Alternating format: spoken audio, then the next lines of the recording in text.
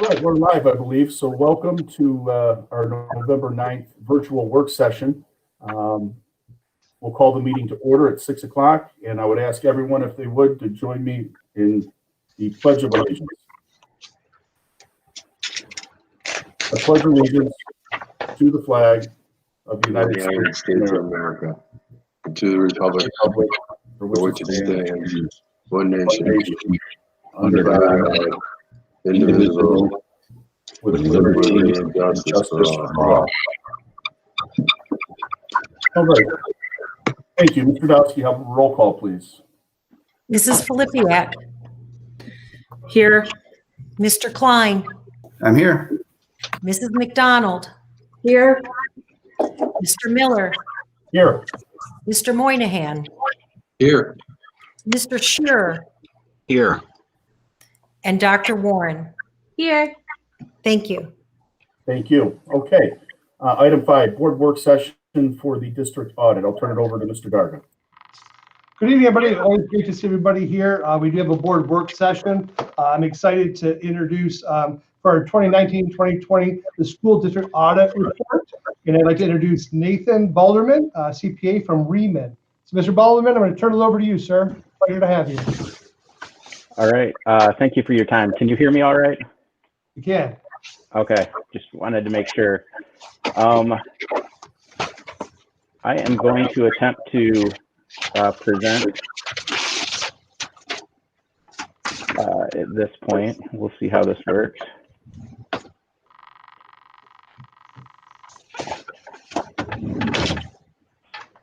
All right. Does everybody see a screen up there with the district name there? All right. Thank you for the opportunity to present tonight. As a matter of introduction tonight, I just wanted to introduce you we're new to the district, very happy to be coming in and working as the district auditors this year. Our key management team this year, I am an engagement principal, so I sign the reports and I'm responsible for overall the oversight of the audit. Our audit manager this year that we would normally say was out on site, but we weren't out on site this year, was Corinne Day. And then this year, every year when we have a new engagement, we also require in that first year that we have a concurring review done by another principal from another office, and that was Doug Dieter this year. So in addition, we had 3 other staff that worked throughout the last couple of months doing the day-to-day work and getting everything done. So I do want to take the opportunity to thank everybody at the district. It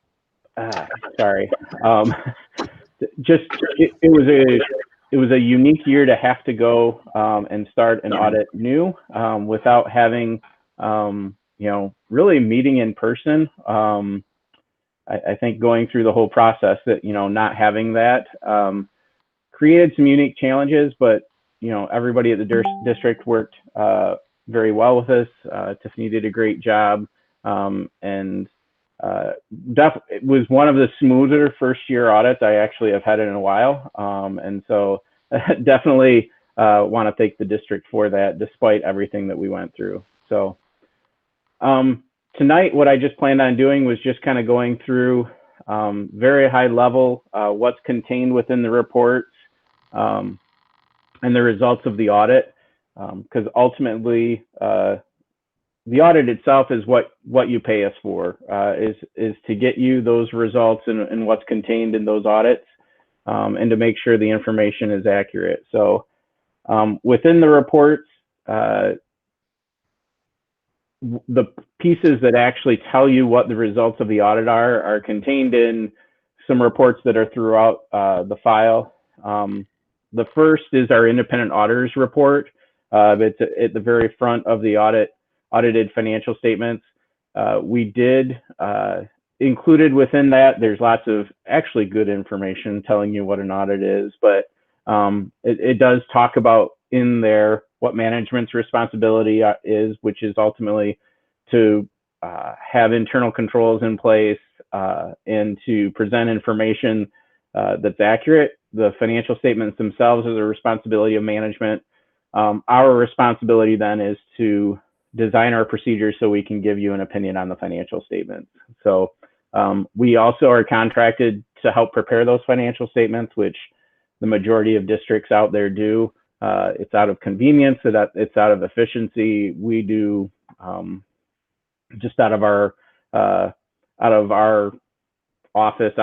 We do 30 to 40 audits, school district audits. So it's just much more efficient for us to do that than to have someone at the district prepare them themselves.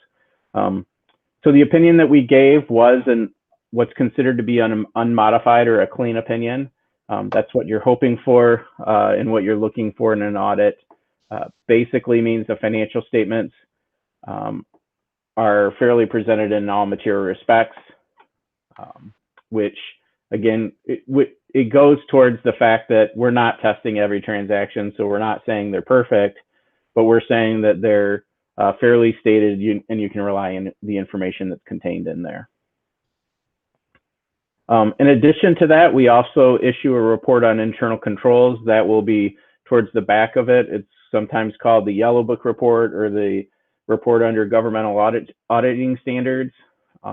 In that, we are required to report to you anything that comes to our attention during the audit. It's not an opinion on internal controls, but if there are things that raise to the level that we would call the material weaknesses or significant deficiencies, we're required to report those items to you. I'm happy to report that we had no material weaknesses or significant deficiencies this year. So that's a good thing. And it is, last year there was one finding that was included and there was none this year. The last two reports that we give are related to the single audit. Because you spend more than $750,000 in federal grants, you're required to have what's called a single audit.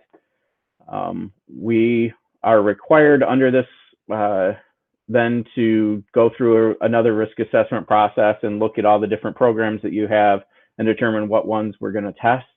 And there's certain requirements on what has to be tested. We tested the special education cluster this year, or the IDEA, and issued a clean opinion on that as well. So that basically means we didn't find any non-compliance that was required to be reported. In the same way, we're looking at internal controls over that program, that major program, and we didn't find any internal control issues, material weaknesses, significant deficiencies that need to be reported either. So another clean report, no findings, which again is great. That's ultimately what you're hoping for in an audit.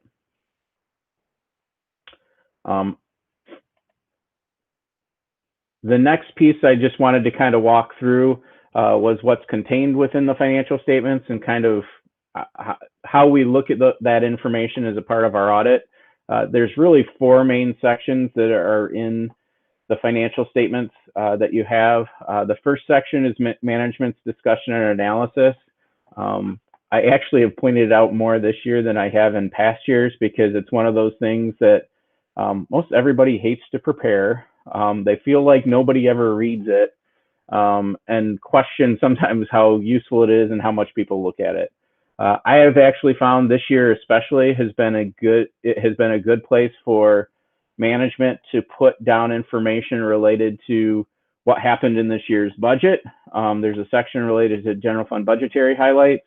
So it's a good place to read to kind of see what happened, as well as there's a section at the very end that talks about looking forward, what things happened for the 2021 budget.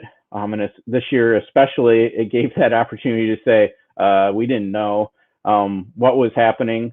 Because again, that was as of June 30th, you were adopting your budget for 2021, didn't really know what was happening with the budget, just like you didn't know what was happening with 2020.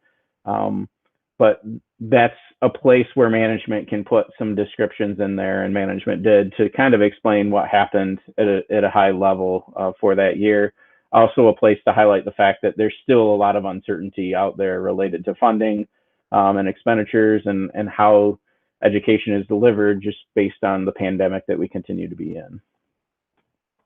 The next section of the financial statements is actually the focus of our audit, is the basic financial statements, which contains the government-wide financial statements, that full accrual long-term look at financial results, the fund financial statements, which is your general fund, your debt service, capital projects, and your cafeteria fund, the presentation of that information, which is what you budget based on and what you're looking at on a more day-to-day basis.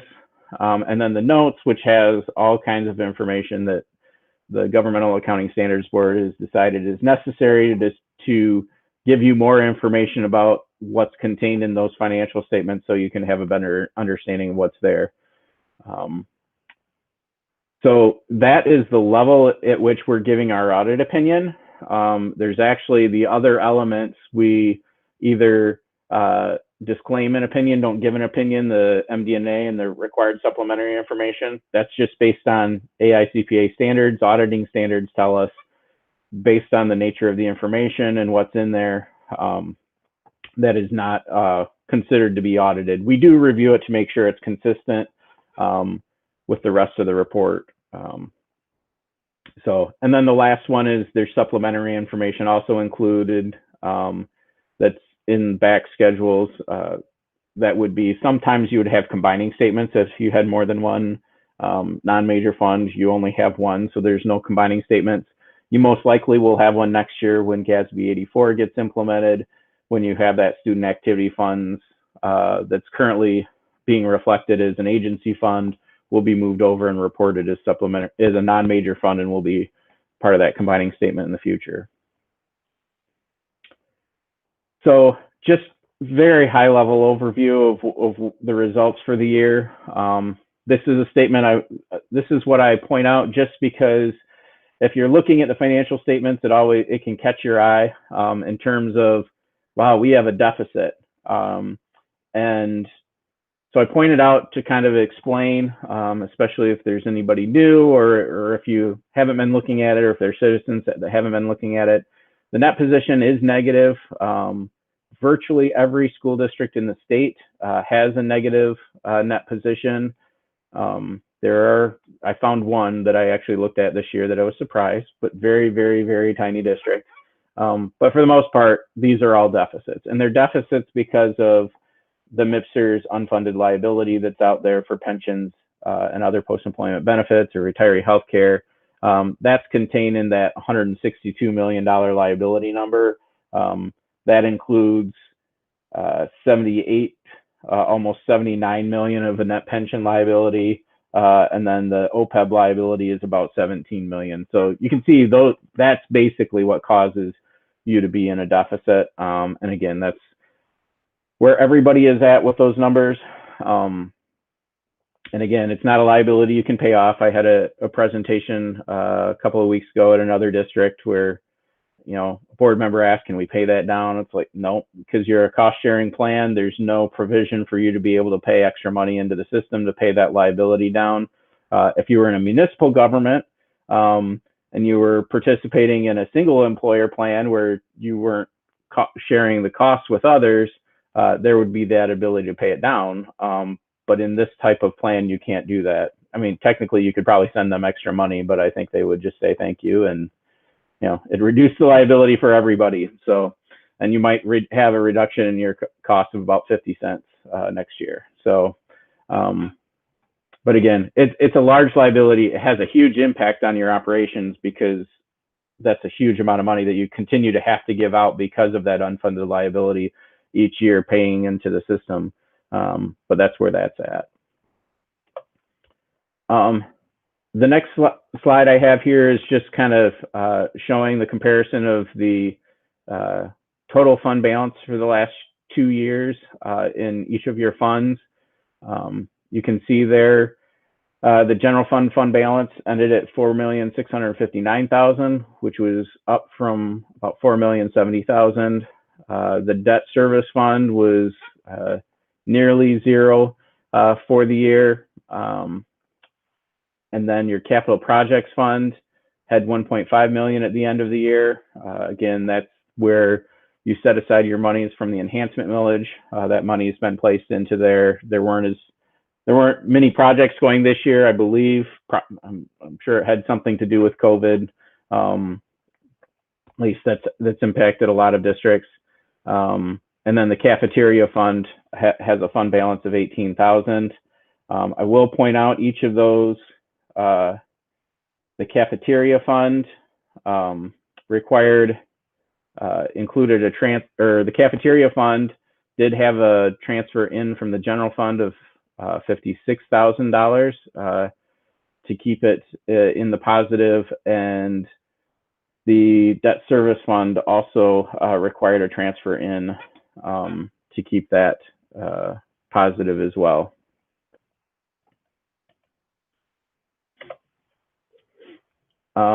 The next thing I always like to point out, you have a budget to actual statement that's included in the financial statements.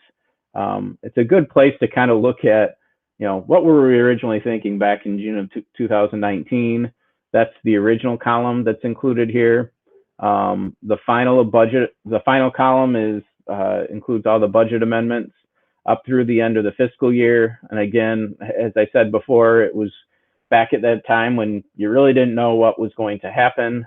And then the actual results show where you actually ended up at the end of the year. So you can see there the progression of fund balance where it would have been based on these other things that you were using, 522,000. Your final amended budget projected an increase of 370, and then you had an actual increase of 588. Also say with the budgeted figures, nobody was, it's one of those, I haven't had one yet that was lucky enough to guess that $175 reduction is what was going to end up coming down from the state after your year end, and that was what was budgeted. So, but that's the largest effect on your revenue and on your budget is that $175 reduction. Just a couple of other things that I wanted to point out. As I mentioned earlier, this audit was conducted completely remotely. We weren't on site at all. Our firm kind of took the stance, as many firms did, that if we could do it remotely, we were going to try to do that to keep everybody safe. Not just our employees, but your employees as well. It's something that we're continuing to monitor. Our offices are mostly closed still, but obviously, hopefully, we're hoping we'll be back similar to what we would have had in the past. I don't think it will ever return 100% to that, but looking forward to being able to be on site and meeting everybody in the future. There was a note disclosure that was added in the footnotes related to coronavirus. It more speaks to the uncertain nature of things and funding as it stands today. I did want to point out with the CARES Act funding, there was a lot of efforts when that reduction was made. It's kind of those weird nuances of accounting where the intent, where the timing of when things happen have a big impact on the financial statements. We actually even had a situation where the state thought they might be able to write GAAP and put it into the law. When they actually adopted the reduction of $175, that's when they gave the $350 per pupil of CRF funding and said, you need to recognize that revenue. And then it was pointed out, they actually did that as a reaction to some information they got just before they adopted the language where it was basically said, the revenue is not going to line up if you do this. People are going to see this reduction. It's not going to be 100% made whole plus. But it's just the way the accounting rules work, because that all happened after year end. The new funding could not be recognized. Plus, you had to apply it against expenditures, that type of thing. So the majority of the funding, actually all of the funding in your case, other than a small amount that you're getting through child nutrition, of funding it will be recognized in the next year. So that will be subject to the single audit.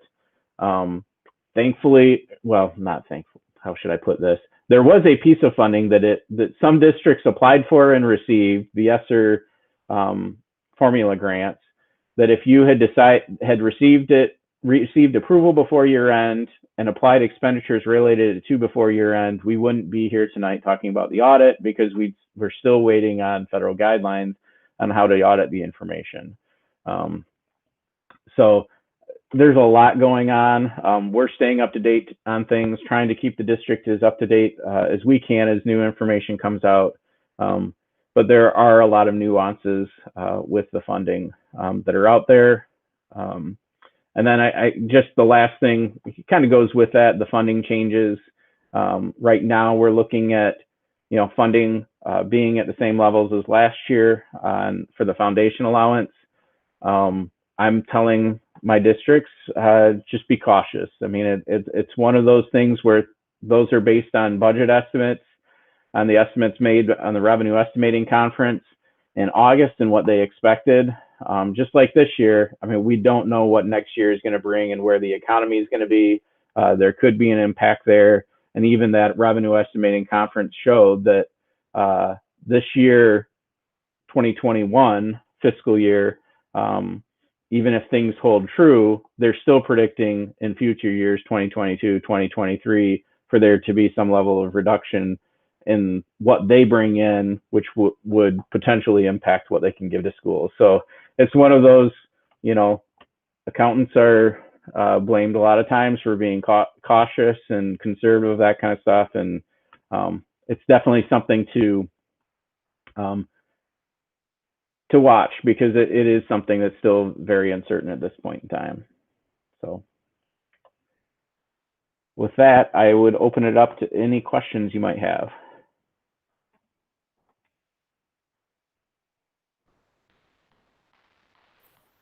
Okay, we'll try to go around orderly like we normally do. Let's start with Mr. Klein. Yeah, I don't have any questions at this time. Okay, Dr. Warren. I guess mine's not really a question. I was just curious. I know that you said that the balance, like the deficient or whatever, it doesn't really matter. We can't pay it pay it out or whatever, because then we get like a 50-cent. That's about it, right? Like savings. But we are less than we were last year. Is that good, or does that just not mean anything? A lot of it is accounting. That number is measured as of a date and time. If you actually look at information over time, that liability has actually been increasing. A lot of that has to result with change in assumptions, that kind of stuff. So it's not really something, again, other than the fact to understand that number is going to be big and it's going to stay big for a long time. They're trying to pay it down, but they also keep on saying, man, people are living longer and we're not getting as much return on our investment. So that drives up the calculation of that number. So thank you. You're welcome. All right, thank you. Mr. Moynihan. I don't have any questions at this time. Thank you. Mrs. McDonald. So this 80 negative or net position negative 80 million, you said it was due mainly to unfunded liabilities regarding the pension program. Would that be expected to change at all as they're changing these pension programs that we're offering to new hires? I mean, it seems like they're moving more to a 401 type of program. Yes, they're moving towards that. They're taking steps to try to reduce that balance. Where the problem comes in is they're projecting, and I forget exactly how many years their goal was to get it reduced to zero, the unfunded liability. And at one point it started at 20 and they've been bringing it down. I can't remember exactly where they're at with that, but that's the plan with the state. So you're looking at, if they can even accomplish that, you're looking at years from now before that happens. The other side that makes it really difficult is overall payrolls are going down. The number of people that are in those plans, those types of things. And when you put somebody on a defined contribution plan, you still are having that unfunded liability that you're having to pay, even though those people aren't on the plan. It's just a really difficult thing to do. They're working on it. They've, at least the state has recognized that fact, and they've tried to put in some more funding to help even that out for districts, but it's going to be a long road. Okay. And then you also said that the fund balance was like 6.225 million. Yes, that's the total fund balance, including all funds. Okay, so this is more a question, I guess, for Tiffany. What percent of, what is the percentage in that of our total budget? So our general fund balance would be 12.18%. Thank you. Okay, that's it. Thank you. Okay, Mrs. Flippia. I have no questions. Okay, Mr. Shearer. Just one question. Is the 12.18%, is that as of June 30th, end of the fiscal year, or is that today? That's just end of fiscal year for just general fund. Okay. Thank you. That's it for me. Okay, I'll ask the question I ask every year, which is, I'm not an accountant, CPA, auditor, and we can certainly read these reports and numbers, but there's a lot of term of art and other things. Can you tell us in layman's terms, is there anything jumping off the page either from district practices or numbers that's something that you should be waving a red flag about and telling us about? No, there really isn't. I mean, those things would be included as findings if they were major issues. And even looking at, some of the fund balances, those types of things, there's nothing, the general fund balance is, considering everything that's happened, is relatively healthy. I mean, we'd all like to have more, but, it's relatively healthy fund balance. So there's nothing specific that jumps off that I would say.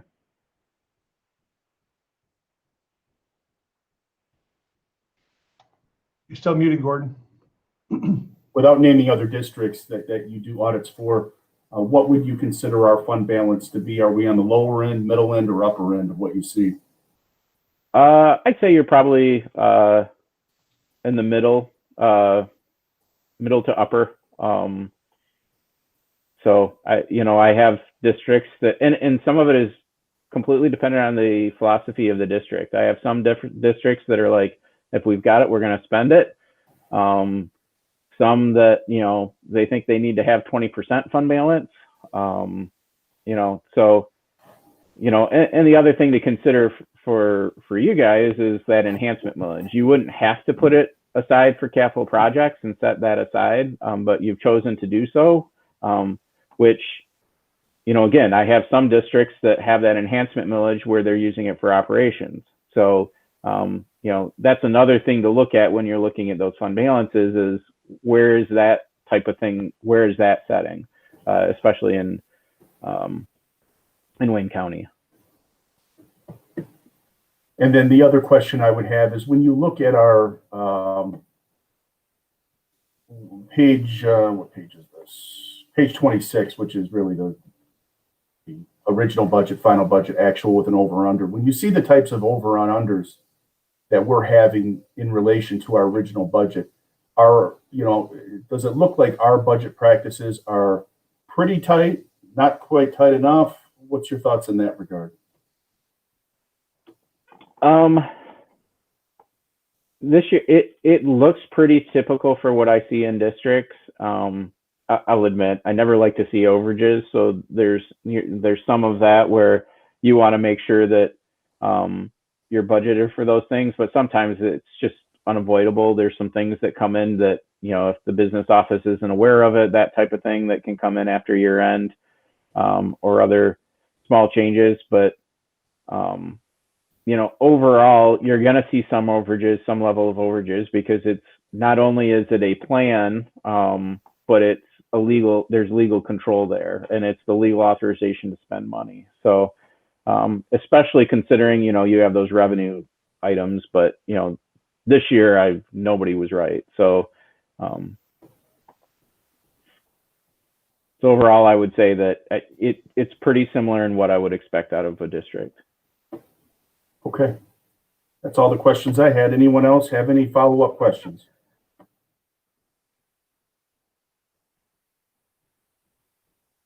Okay. Hearing none, are we moving on to another presentation, or is that the end of it? No, that's the last presentation for the workshop. And I'd like to thank Nate Boulderman for joining us tonight. It's been a pleasure working with you and your firm this year. Ms. Keith, do you have anything to add? No, it was like Nate said, it was very unique doing it remote. So I would, I look forward to next year and being able to meet everybody person face to face, because I feel like it's much easier than remote. But I mean, all in all, everything went very well, considering, again, we were, doing everything virtually. And a lot of scanning and just the behind the scenes thing that you don't really realize that take up, a lot of time on top of sending massive amounts of paperwork. So thank you, and Nate, and to everybody, Corinne and Allie, for all of their help. So I do appreciate it. Thank you. Okay. Well, if there's nothing else for our work session, we'll seek a move to adjourn. Motion? Support. All those in favor say aye. Hi. Aye. Any opposed? All right, we'll stand adjourned until the 7 o'clock regularly scheduled meeting.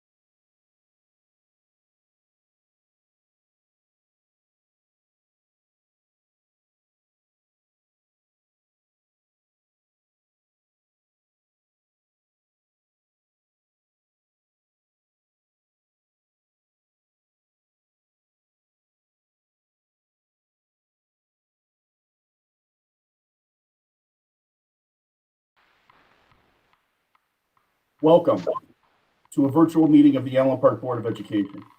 Please know administration and members of the Board of Education carefully considered meeting in person versus a virtual meeting this evening. While on October 3rd, the Michigan Supreme Court ruled that Governor Whitmer lacked the authority to declare a state of emergency under EMA after April 30, on October 5th, the Michigan Department of Health and Human Services Director Robert Gordon issued an emergency order restricting gathering sizes, requiring face coverings in public spaces, and placed limitations on bars and other venues. Within the new order, the limitations on the size of an indoor gathering is noted as only 20% of the normal capacity in a venue with fixed seating. That would mean if our regular meeting was held in the high school's LGI room, we can only have 18 audience members. If held in the auditorium, we would be able to accommodate 98 audience members on the main floor with 30 in the balcony. Given recent interest in return to in-person learning plans and other topics, our last Board of Education meeting had 350 viewers. It would be problematic to turn anyone away from a public meeting as it infringes on their rights under the Open Meetings Act. And that would be a distinct possibility given the capacity limitations compared to the average Zoom viewers from recent meetings. At the October 12 meeting, we had 610 viewers. On September 14, 390 viewers.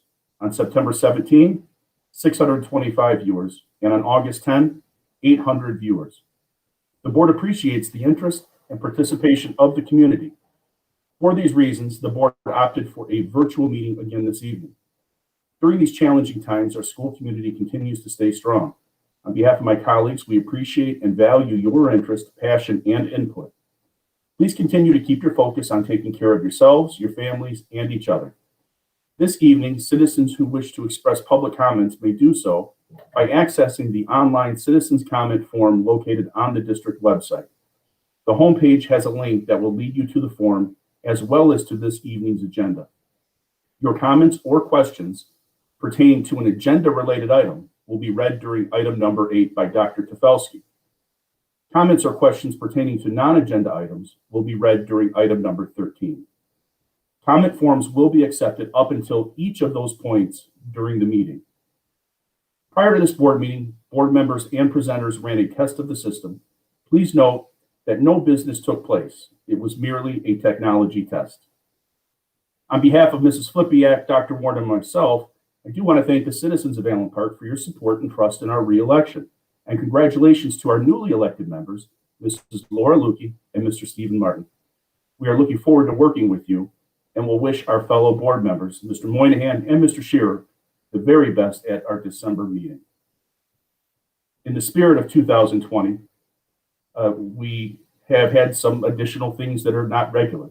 On election night, traditionally, if folks have little gatherings, I like to attend and tell them either congratulations or I'm sorry. And on the nights when I'm on the ballot, I'd like to do the same. And we're not able to do that this year, and I understand. But I do want to thank one particular person who reached out that night. Mr. Moynihan, who I've been doing this with now for 14 or 15 years, reached out after the election. We've not always seen eye to eye on every topic. I think Rick would tell you that. But in a classy move, reached out, and it was nice to hear from him, having worked with him for so long. So I do want to thank you, Mr. Moynihan. As always, a class act up until the very end. And with that, I would ask everybody to join us in the Pledge of Allegiance. I pledge allegiance To the flag of the United States of America of the United States of America, and to the republic for which it stands, one nation, under God, indivisible, with liberty and justice for all. Thank you. Okay, we'll seek approval of tonight's consent agenda items, which include approval of tonight's agenda, approval of the meeting minutes for the September 14th, September 17th, September 30th, October 12th, and October 12th work session minutes, approval of registers for October 9, October 16, October 19, October 22, October 23, October 29, and October 30th, and approval of wire transfers from October 10th through November 5th. So moved. Support. They moved and supported. Is there any discussion on those issues? Hearing none, all those in favor say aye. Aye. Aye. Any opposed? Motion carries. Moving forward to item 5 on the agenda, President's Communications. I have none at this time. Item 6, reading of communications. Mrs. Flipiat? I have none at this time. Okay, Mr. Darga, we'll turn over item 7, May 2021 bond planning presentation to you. Excellent. Thank you very much. It's always good to see you guys here. Again, congratulations to our board members. The May 2021 bond planning presentation, we're excited to have Stephanie Hatchie, Dale Jerome, and Lindsay Johnson Lemieux with us this evening. They're going to go ahead and discuss a little bit, and they have a presentation to share with us regarding our board planning presentation. So I'll turn it over to that group at this time. Okay. Good evening, everyone. Let me just share my screen here.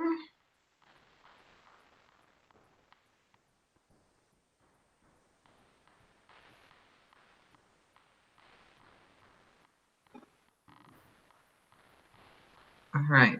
Do you see my PowerPoint there? Okay.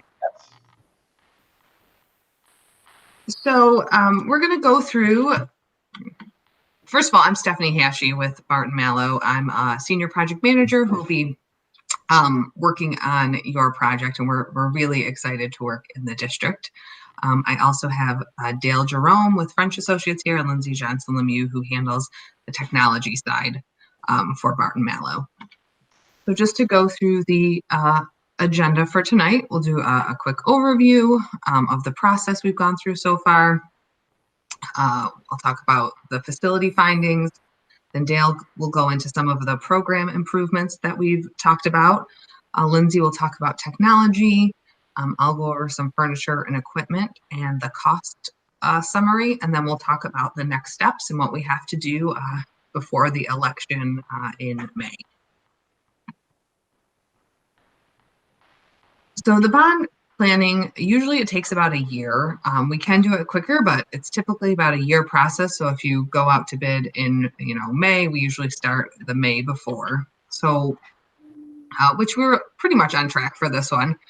COVID kind of slowed some things down, but Jeff Adkins, who's with our facilities planning group at Barton Malow, toured your buildings in June and July.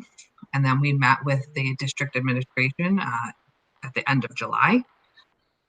We touched base again in August and September.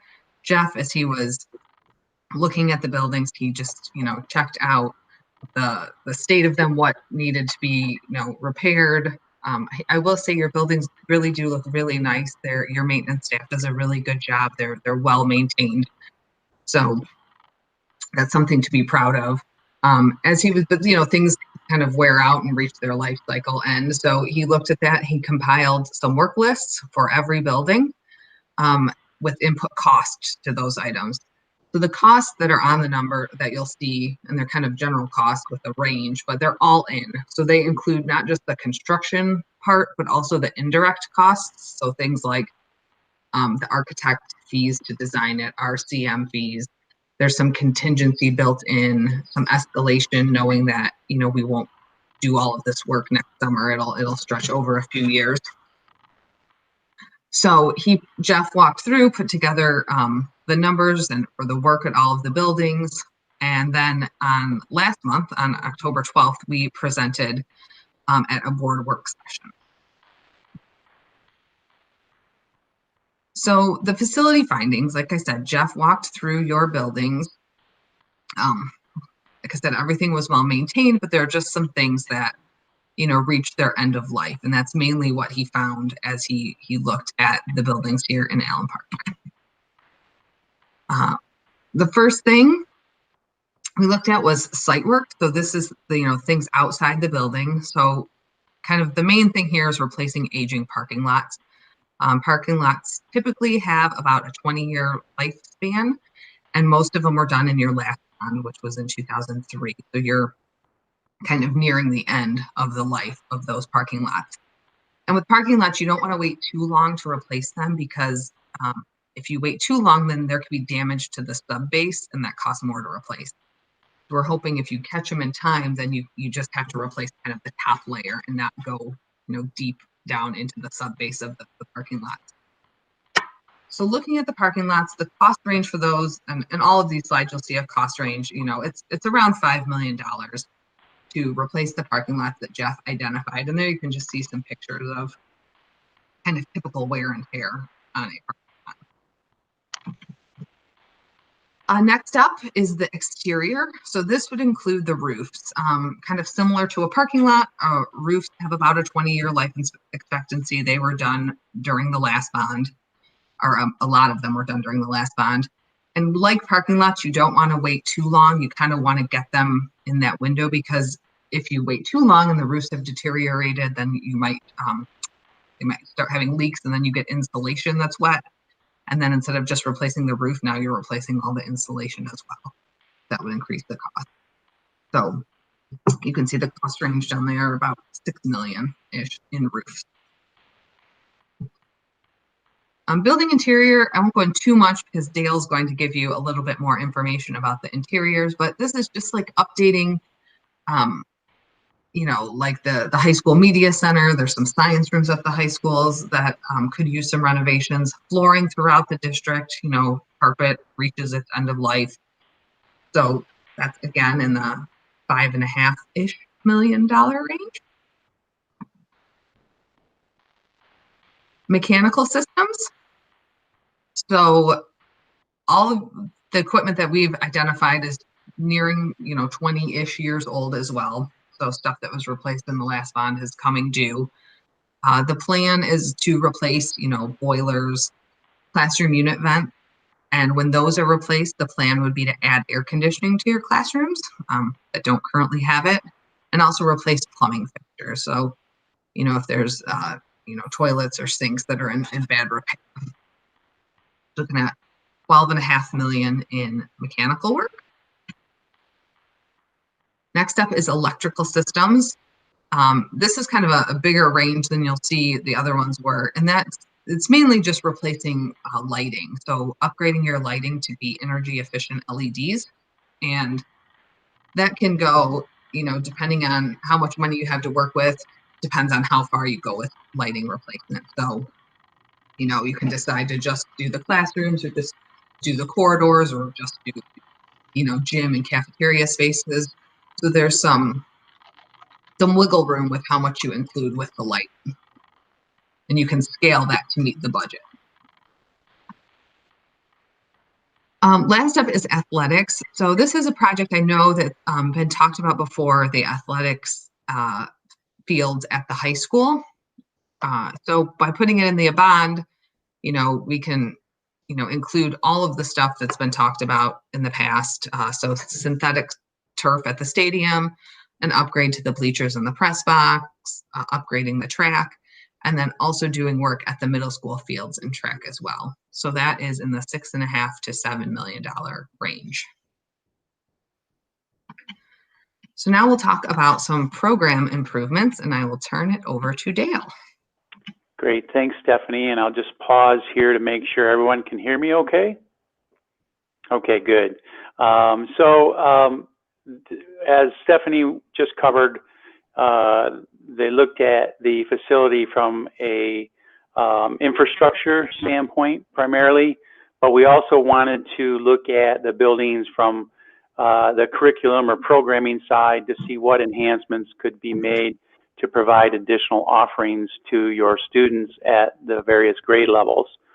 So starting with the elementary grade levels, one of the areas that we took a look at was the idea of being able to add a STEM lab within the footprint or adjacent to the footprint of the elementary schools.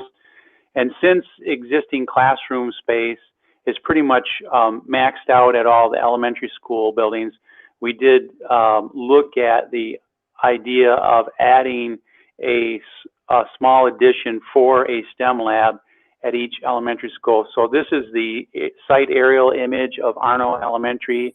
And you can see there that there's two potential locations, and one is better from a site standpoint, and the other is maybe better internally from a building standpoint. So we haven't locked into an either option, but we know it would cost essentially the same in either location.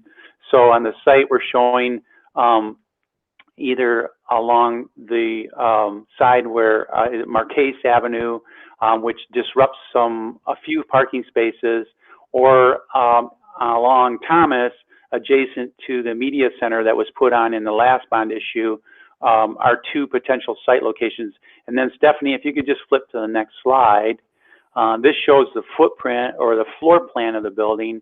And as you can see from an internal standpoint, although that upper portion might disrupt some parking, a small amount of parking, it's less disruptive to the floor plan because it flanks an existing corridor along that side of the building versus the lower portion, which would require us to essentially disrupt or block off some classroom windows.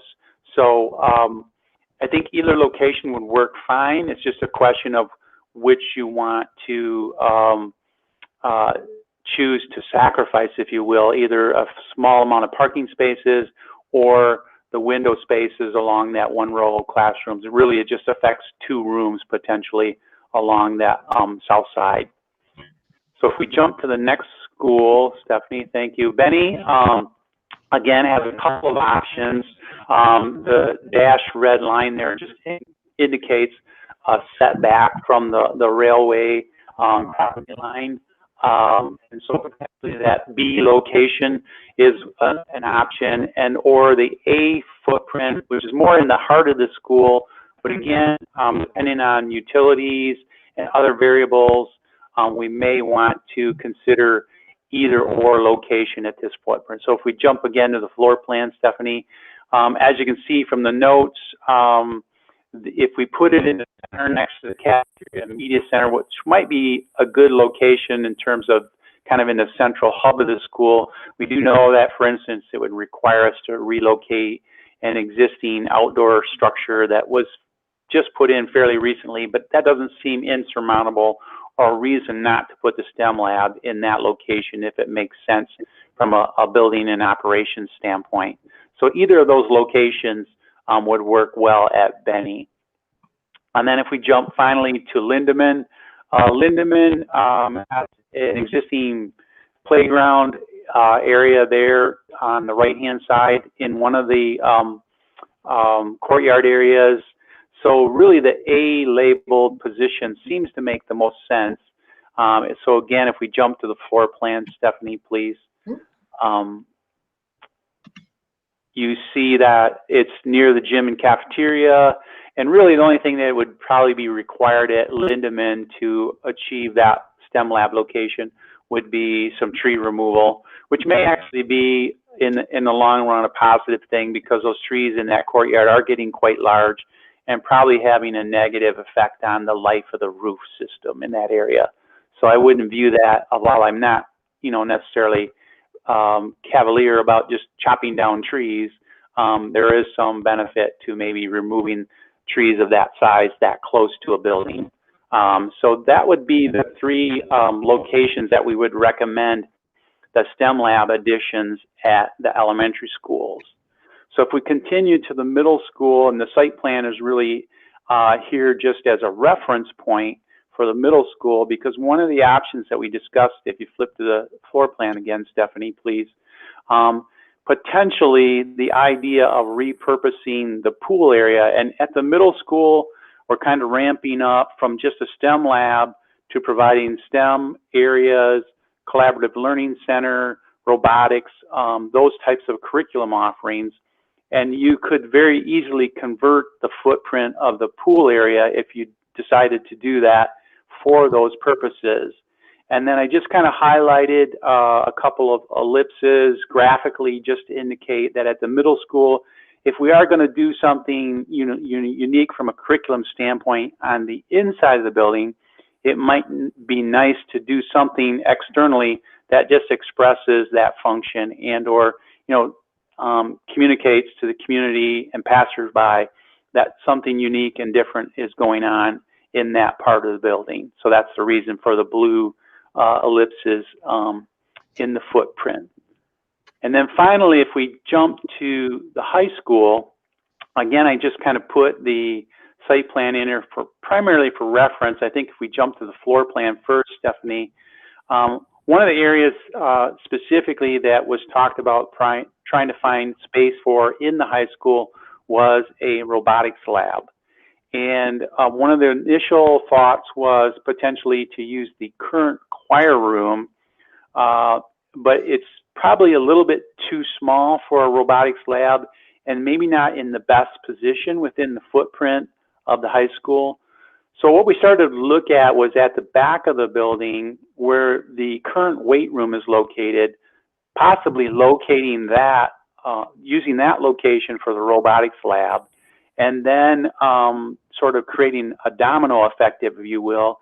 Also using that as an opportunity to improve the weight room and literally shifting it out away from the footprint of the school across the service drive closer to the stadium area. It gives us a chance to create a larger weight room.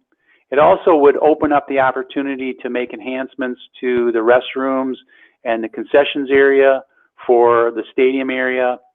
And another possible benefit of locating outboard from the existing footprint of the high school is it could open up for community use during the day without disrupting or creating any overlap with the high school corridor system.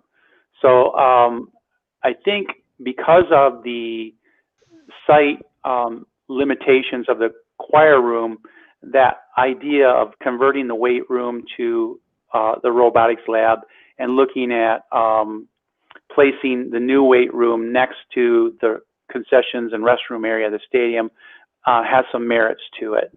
So I think with that, Stephanie, is there and then I just put Riley in here as a placeholder in case there was any questions about that building, but I don't have anything specific to show there. So I think maybe the next slide just kind of outlines the cost ramifications of those program improvements. Yeah, so this slide just talks about the cost of those additions totaling, you know, depending on where they are, 8.5 to 10.5 million. Okay, and now we'll go to Lindsay to talk a bit about technology and security. Good afternoon, everyone. I'm Lindsay. I work with Jeff, just like he walked the buildings with facilities. I did the same thing with technology, kind of looking at safety, security, and opportunity. So on my first few slides, I talk about safety and security. These are usually really important for anybody in any realm of the world.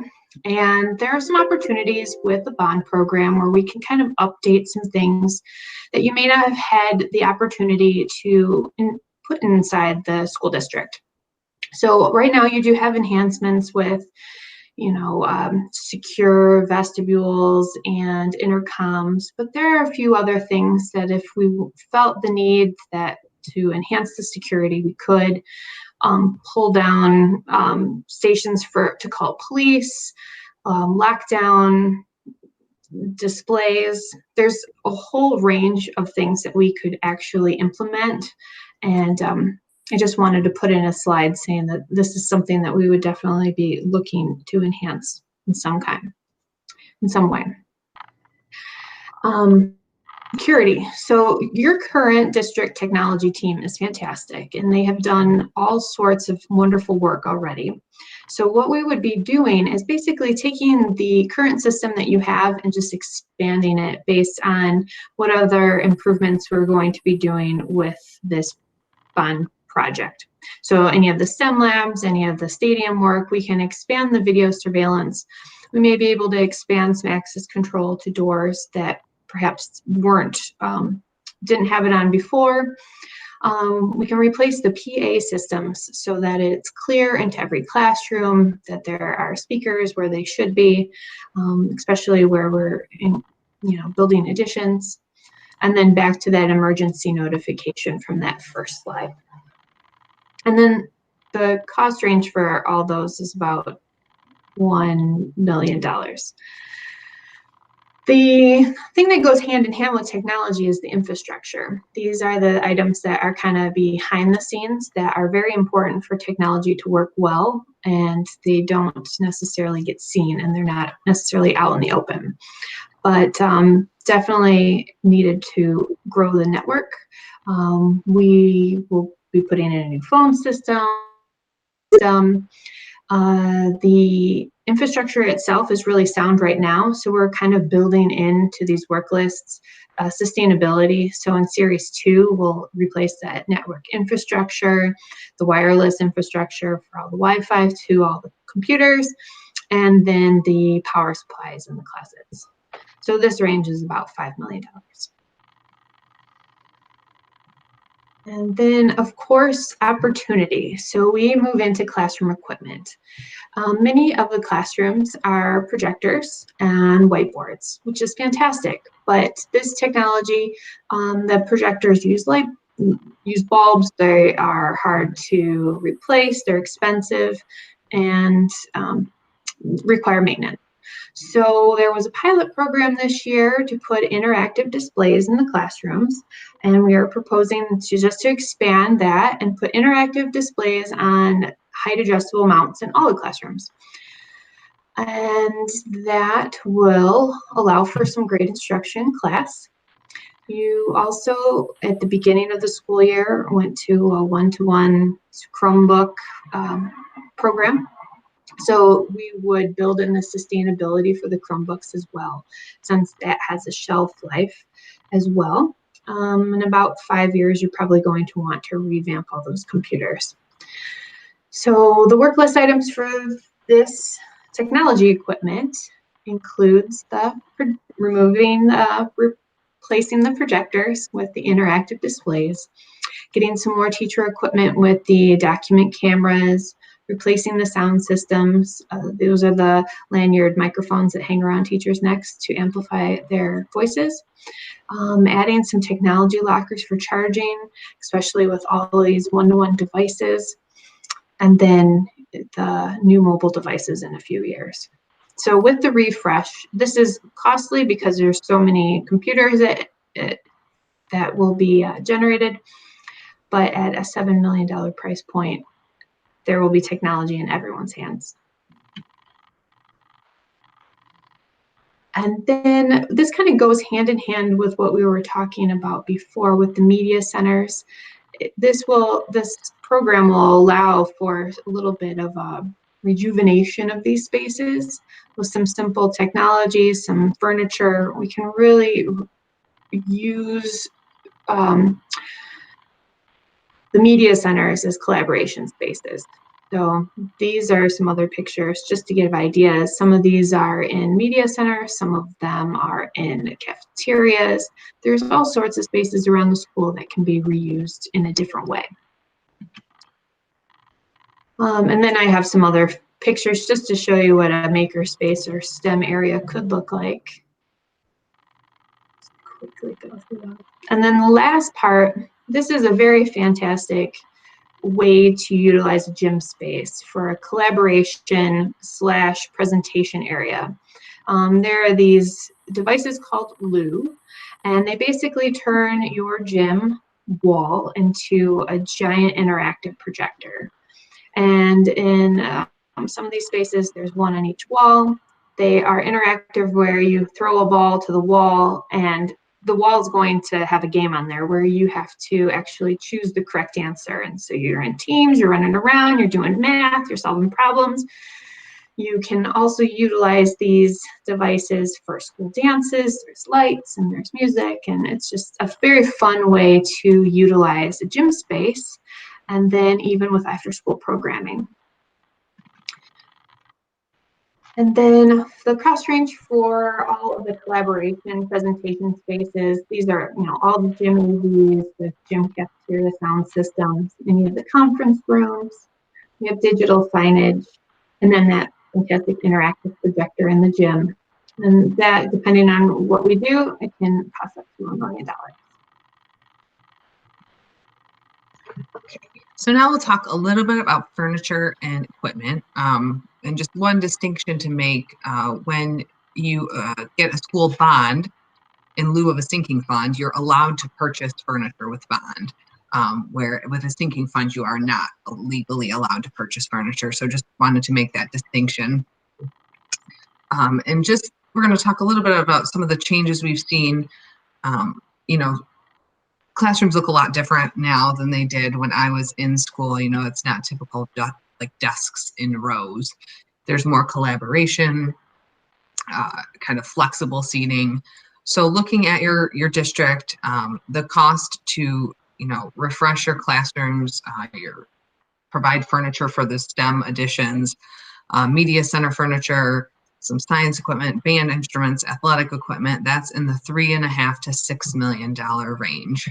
And then we just have some images. So this is, you know, what we've seen for middle schools and high schools, kind of the new model for furniture. You can see they're flexible, you can move them around. And then here's some pictures for elementary furniture. So once again, flexible, kind of soft seating that kids can, you can see they're on there kind of laying around reading their books. So that would be, you know, there is money included to replace the furniture. So now to kind of summarize everything, I know we've thrown a lot of numbers at you, but if you add up kind of all of those items that we've talked about, they're 65 million at the low end, 75 million at the high end. And the good news is, you know, that's a lot of work and it would make a huge difference in your district. And working with Baker Tilly, and Tiffany, or to talk about the financial, you know, what the bond rate could be.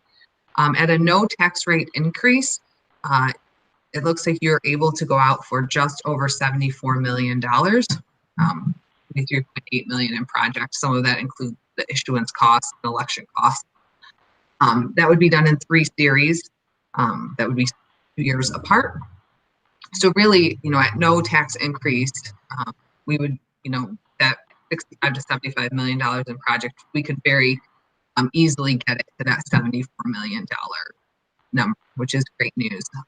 A lot of districts are much further apart on what they're able to go for and their needs. So that's good news. And just some facts about bonds. If there's a no tax increase, those bonds typically have a 90% passage rate. If there is a tax increase, that's typically about 60% passage. So our next steps, where do we go from here? So like I said earlier, it typically takes about a year to complete this whole process. So we're getting close to the end now. December 4th, we need to submit the draft bond application to the state of Michigan so that we can meet with them on December 11th. We meet with the Department of Treasury to review the bond application and they approve that. December 14th, the board submits the final bond app to the Department of Treasury. January 18th, you'll receive approval from the Department of Treasury. January 25th of 2021, the school board will need to call for an election. There'll be the campaign from March to May, and then May 4th, 2021 would be election day. So that concludes our program. Does anyone have any questions or comments? Stephanie, can you talk a little bit about like the next steps as far as community involvement? Sure, yeah. So let me, we are working with Mike to develop a community survey that we've done in other districts that's been very successful, where we send it out and just gather some feedback from the community to make sure that what's included in this presentation and what's included in the bond meets the community's needs. So it would be a diverse group of people, people, in the school, not in the school, parents, teachers, just community members. So we're working to get those surveys completed and out fairly soon. Very good, thank you. All right. Questions from the Yeah, let's go around for some questions. Let's start with Mrs. Flipiak. I have no questions at this time. Mine were answered at the previous presentation. Thank you, though. All right, Mr. Shearer. Thanks, Gordon. I got quite a few actually. So in the high school, you know how the bathrooms look like they're from 1958? Are we talking about actually going in there and redoing the tile and everything? I mean, because it really is dated. I mean, it's disgusting. I know we have fixture replacements. I will confirm with Jeff the extent of the bathroom remodel, and we will certainly talk to you. Yeah, because it just kind of could use a once over. I like the idea for the pool area in the middle school. It definitely, it's more bang for the buck. We're here to educate primarily, and I think that's great. Plus, we'll save a fortune. I like the external weight room, the gym wall stuff. I had concern that there's nothing planned for Riley for the community school. I don't know. That doesn't seem fair, or it just seems like a bad message. So I don't know who could. Maybe that's one for us. But I gotta believe they need something over there. And also I didn't see anything for the maintenance guys.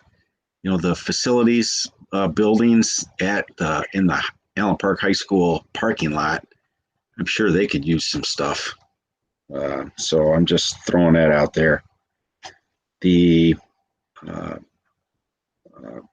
As far as safety, you hear a lot about, you don't hear about it much anymore, but a year ago it was all about active shooter drills and this and that. There's a zillion technologies out there they're trying to push, but I'm just asking, have you guys studied this issue, and is there any lessons learned that says, okay, this would have helped, or this really doesn't help, or every school should have this? Is there anything like that with respect to safety and active shooter situation? Yes, we work with a consultant that does safety and security, and we could definitely have them kind of walk through your buildings to give you some ideas, and they'll tell you, this is what is good. You guys have a lot of things. Really, you're really just trying to buy time is really what you're buying in an active shooter situation. Right. So. Okay. Yeah, I just. Because you're always saying, oh, you need one of these. You need the thing that detects the gunshot, and you need the, and it's just, okay. And then, we kind of got one fundamental, and I think this is right. For fire, you want all the classroom doors closed, but for COVID, you want all the classroom doors open. Is there some technology available that can resolve that when the fire alarms push, the doors go closed? You undo the magnetic latch, because we're really in a pickle. Yeah, there is that technology that release doors, but it would be very expensive to put it on every classroom door. Okay. I don't know, Dale, if you have anything to add to that, but there are doors that have magnetic. Yeah, I would just add that. Yeah, I think the better way to address that might be going forward. Certainly, as we introduce new unit ventilators in their classroom and add air conditioning, we can ramp up the amount of outside fresh air that comes in through the mechanical system pretty dramatically. So I think that would probably be the better way to accomplish it than to compromise the corridor. I gotcha. So you can increase the airflow into the room and out. Okay. Right. And do you add, when you put in these new systems, do you add any of the newfangled ultraviolet light germ killing? We haven't specifically done that yet, but I know that technology is out there and has, obviously caught everyone's attention because of, what we're currently dealing with. But, I can't speak to any cost ramifications of that, but it's certainly something that we could take a look at, when the time comes to, the details of the system design. The other thing I was just going to circle back on is, you mentioned Riley, and while I didn't show any additions there, I just wanted to point out that within the assessment, there is quite a bit of money budgeted for things like new furniture and technology. So there are a lot of enhancements for students built into this assessment, even though there wouldn't necessarily be any additions at Riley. Oh, I Yeah. got you. Okay. Yeah. No, thank you. Same for the maintenance building does have some limited renovation Okay. money too. Okay. Gotcha. And I confirmed with Jeff, and I apologize. We had there were like 4 board meetings tonight. You guys, it's a popular day for board meetings. But there is some money included for like renovations of the bathrooms. The Greek okay. bathrooms. So in addition to the fixtures, things like tile.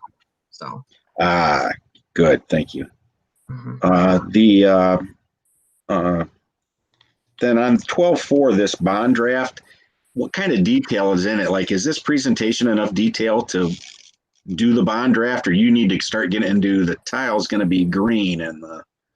So not to that level of detail, but more detail than what's in the presentation. So there's a work list for every school that'll say, bathroom renovations, this much money, and Right. a 10,000 square foot parking lot, Yes. at so much a square foot. So it's definitely more detailed than what, we could go over tonight. But it doesn't get into the colors, and those types of things are figured Right. out during the design phase. But are there decisions you need from us by December 4th? For example, put the STEM lab here, not there. Put the weight room out there, not in here.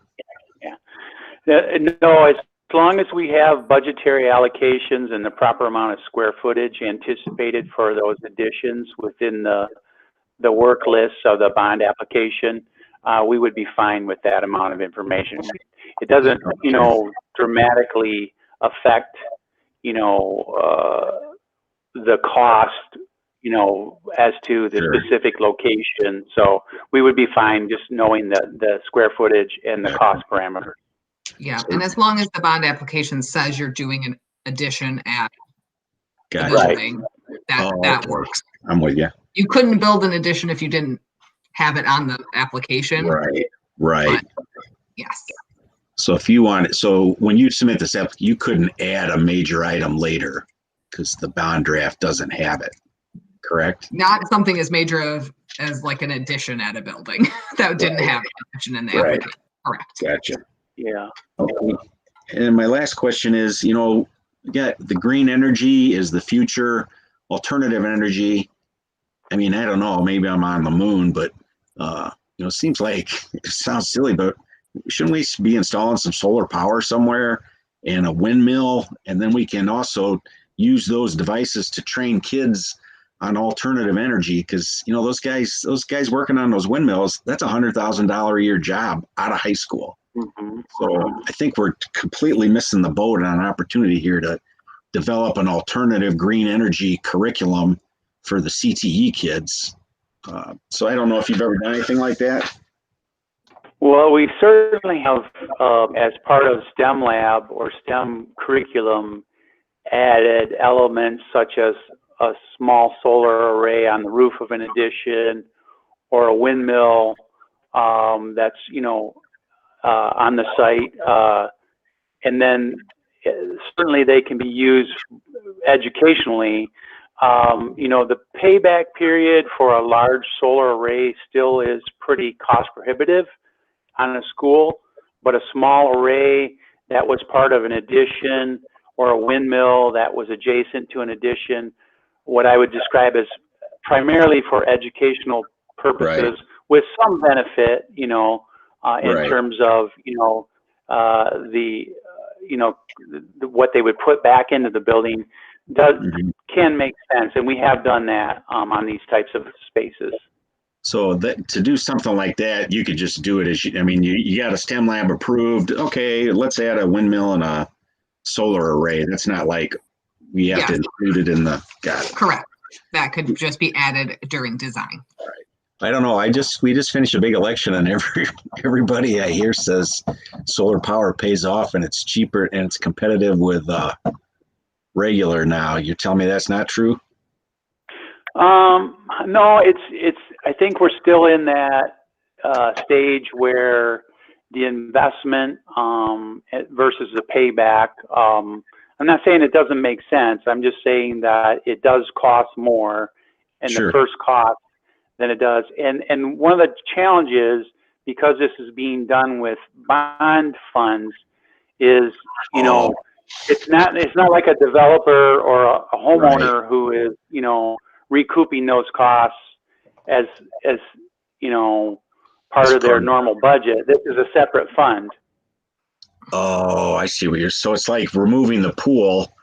You save $500,000 a year, but it's not like you can use that to say, hey, it's going to pay for itself within the bond framework. Right.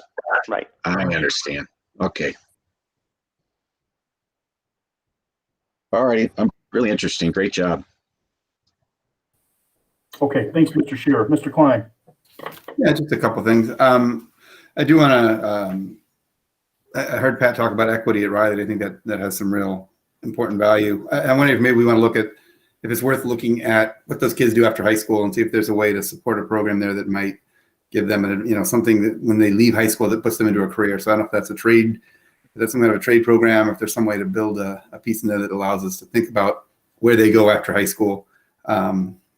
The other thing I was wondering, and maybe this is more for Lindsay than anybody, we really put a lot of money towards technology in the last couple of months to get us to a one-to-one platform, partially because of COVID, but it was an opportunity to use, you know, the silver lining of COVID is that we may now be a one-to-one, we are now a one-to-one district. Is there any way to build into that bond? Have we already built in the infrastructure to make sure that that then has all the Wi-Fi support and the technology supports that will allow that to be really effective?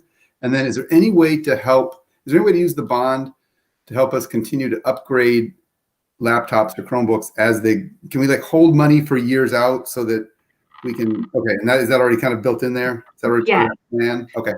Yes, to all of the above. So the wireless infrastructure, making sure that it's robust and can sustain an increased amount of Chromebooks. And then, yes, to have that second series.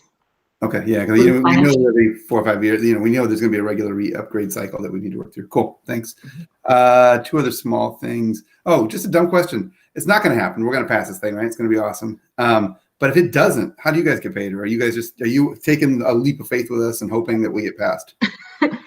It's pretty much a leap of faith. As long we signed a planning agreement, and we're good as long as if you go back out, we'll help you till you pass. Okay, so and then we get paid after it passes. This basically Mike can give you the details, but okay, that's awesome. The last it's not really a question as much as a comment. I've gotten some community members that got wind that the middle school pool might be shutting down, and it's caused some people not happy about that. They miss that. They think it's got real, options and real potential there. So I guess I would just challenge us, if that becomes the best solution, and that's what we go, that we really do find time and ways to take those programs and make sure that they have access at the high school. And there's ways that the community can still, the middle school community can still take support of that. I hear that. I mean, I understand there's a pretty good program there, and we don't want to lose that either. So I think that's it for me, though. Thanks, guys. Okay, thank you, Mr. Klein. Dr. Warren.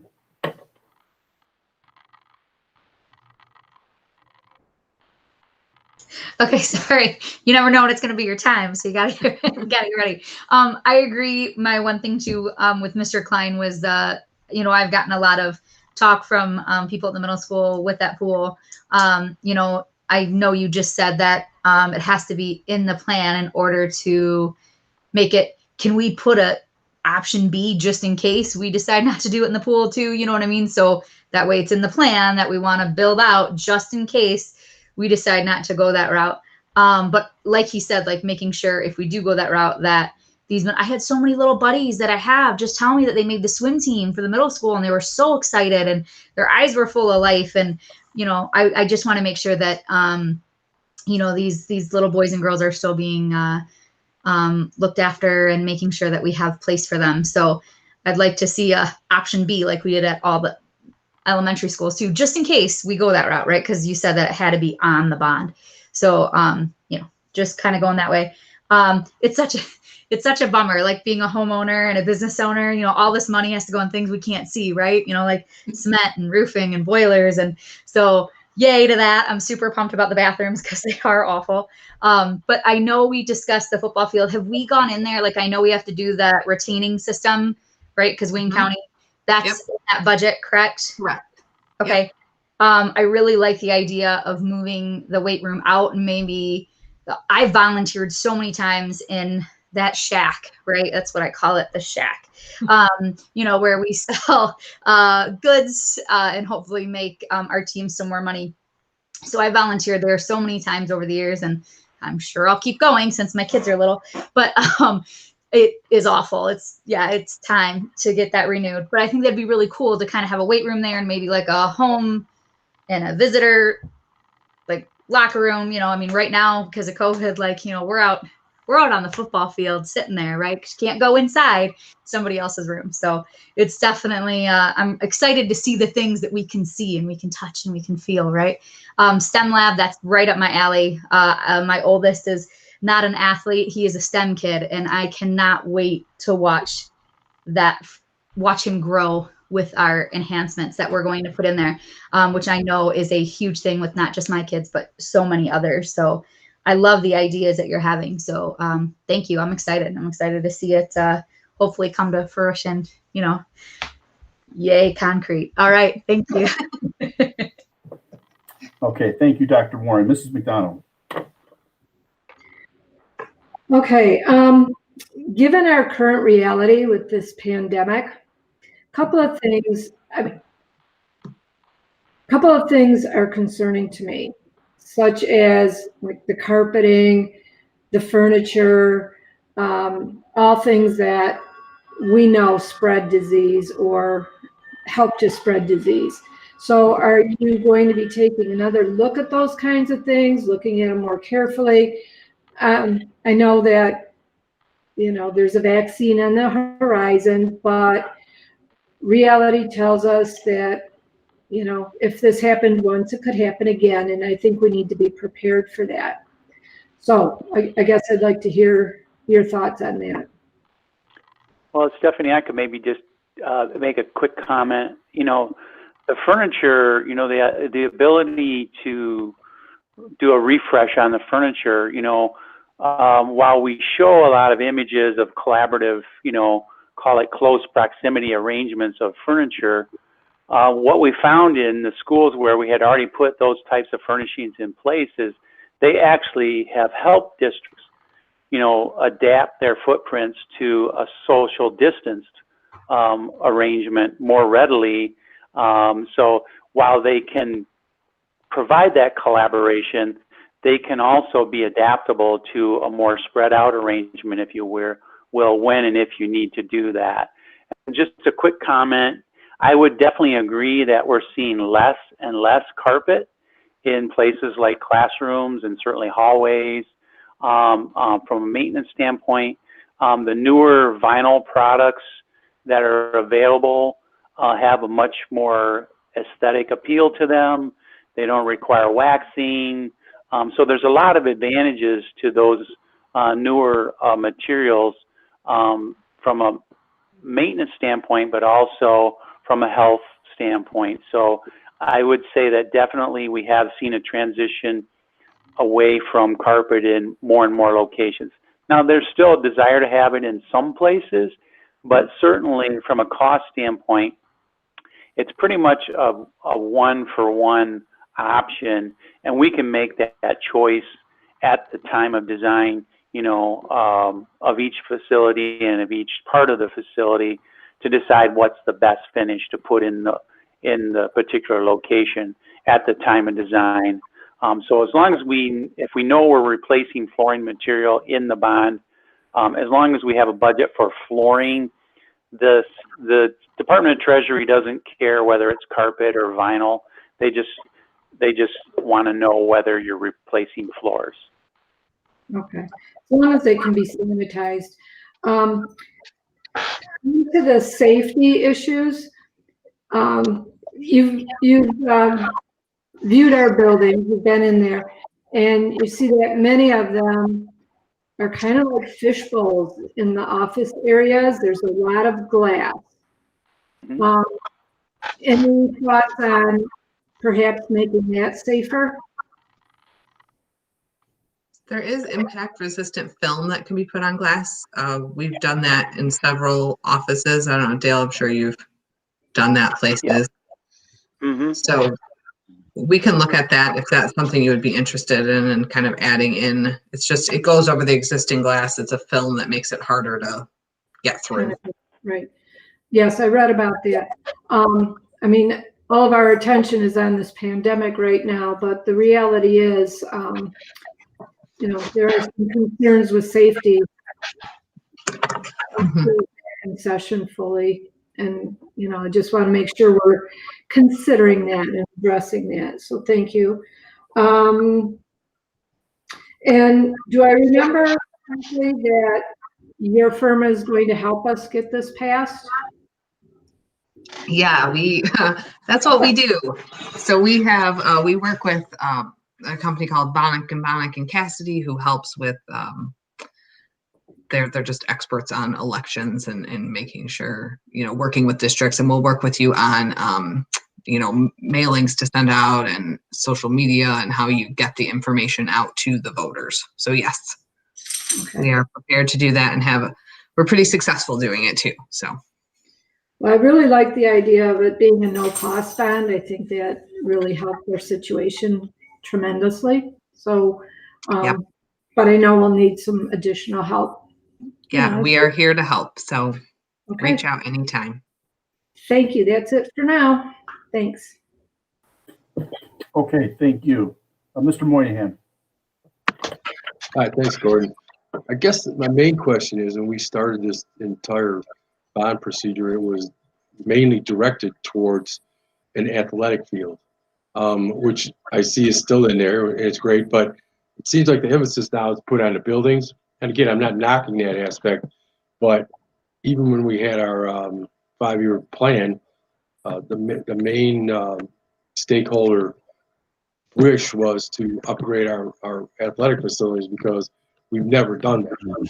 I haven't seen recently any news on what we're going to be doing there, because I know we can go, there's a lot of things that can be done, but I don't know what's in that $5 to $7 million budget. I didn't see any information on what's included in that $5 to $7 million budget besides just renovation. So it's turf on your field. It's redoing your track, redoing your press box and bleachers. Let me find the slide again. We also have to move the entire field as well. Yep, relocate the field. Just trying to find the slide. So yeah. this doesn't include Similar to any. the plan we've been talking about all along. I mean, it is the plan we've been talking about all along. It's just now included in the bond. So it's about $7 million in athletic field work, moving the field, moving the track. Also, there was some work on a practice field, bleachers, press box.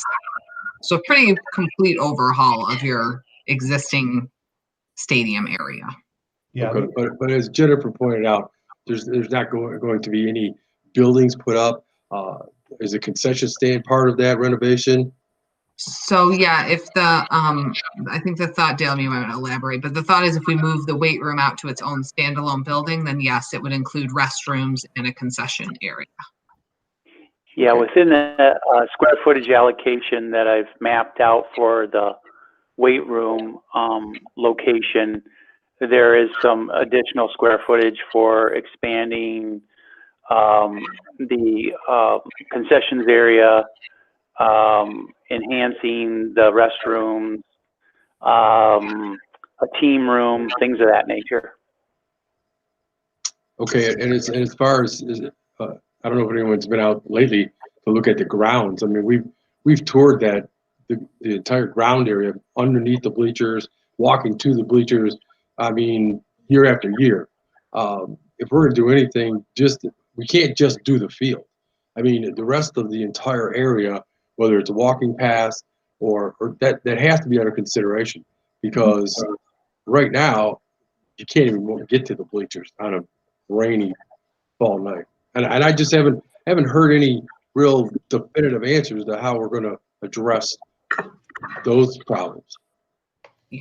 So that will all be, and I thank you for bringing that up. We have money included for athletic field renovations, and then the design of that will get much more granular and in depth with, what exactly that entails, as the design progresses.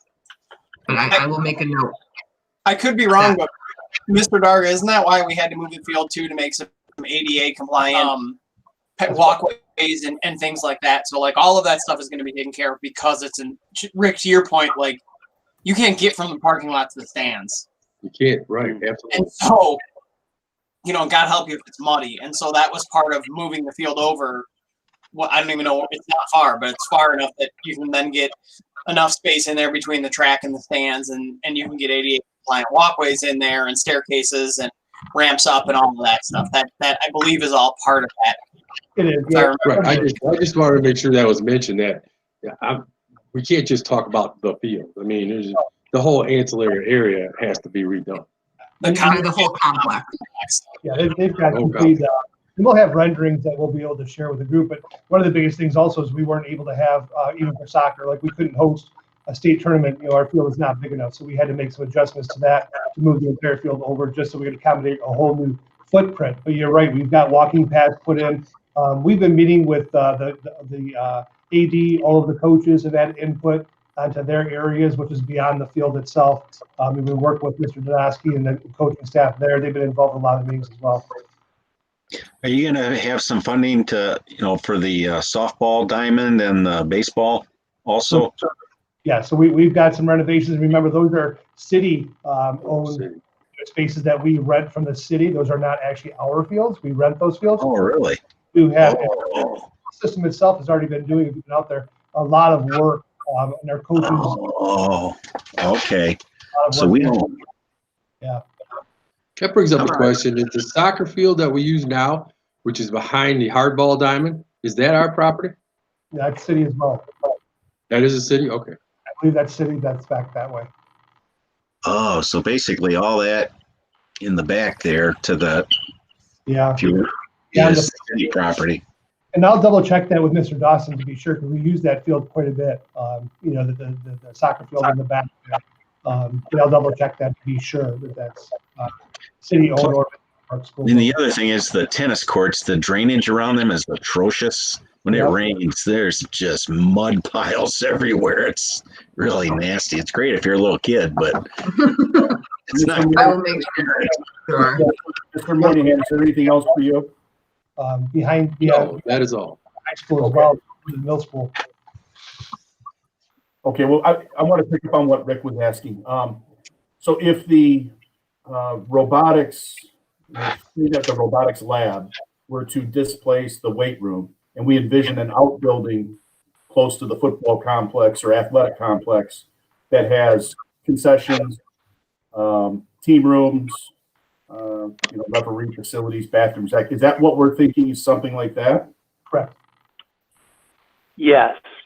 I'm trying to remember. I know I allocated for a team room. Now I didn't anticipate like recreating all new locker rooms and showers. And it's more, when I refer to a team room, I'm talking about a room that's large enough for your teams to go in during a halftime or a pregame or a postgame meeting scenario. But we're not necessarily trying to duplicate all of the locker rooms that you already have within the footprint of the high school. And so what do we do in terms of the transition between the rear of the high school out to the athletic complex? Is there money budgeted for softening that transition, making the entrance to the athletic complex more palatable to the eye? A visitor home gate complex, things like that. Looking over the list here. And while we're waiting, just a quick update, the city does own the soccer field. We lease the soccer field. I'd like to make one more comment, and I know I push this all the time, and it's to help the bond pass, believe me. We have to call it an athletic field. If you start putting football field on there, you know what, the odds of anything passing goes way down. I know it doesn't sound like a lot, but believe me, in this town, you want to call it an athletic field. Athletic field. Got it. You're right, Rick. Yeah. Thank you. Good tip.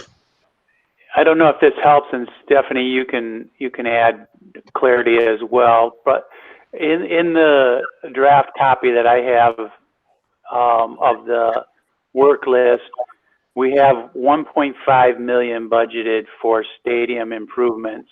That doesn't include the bleachers, and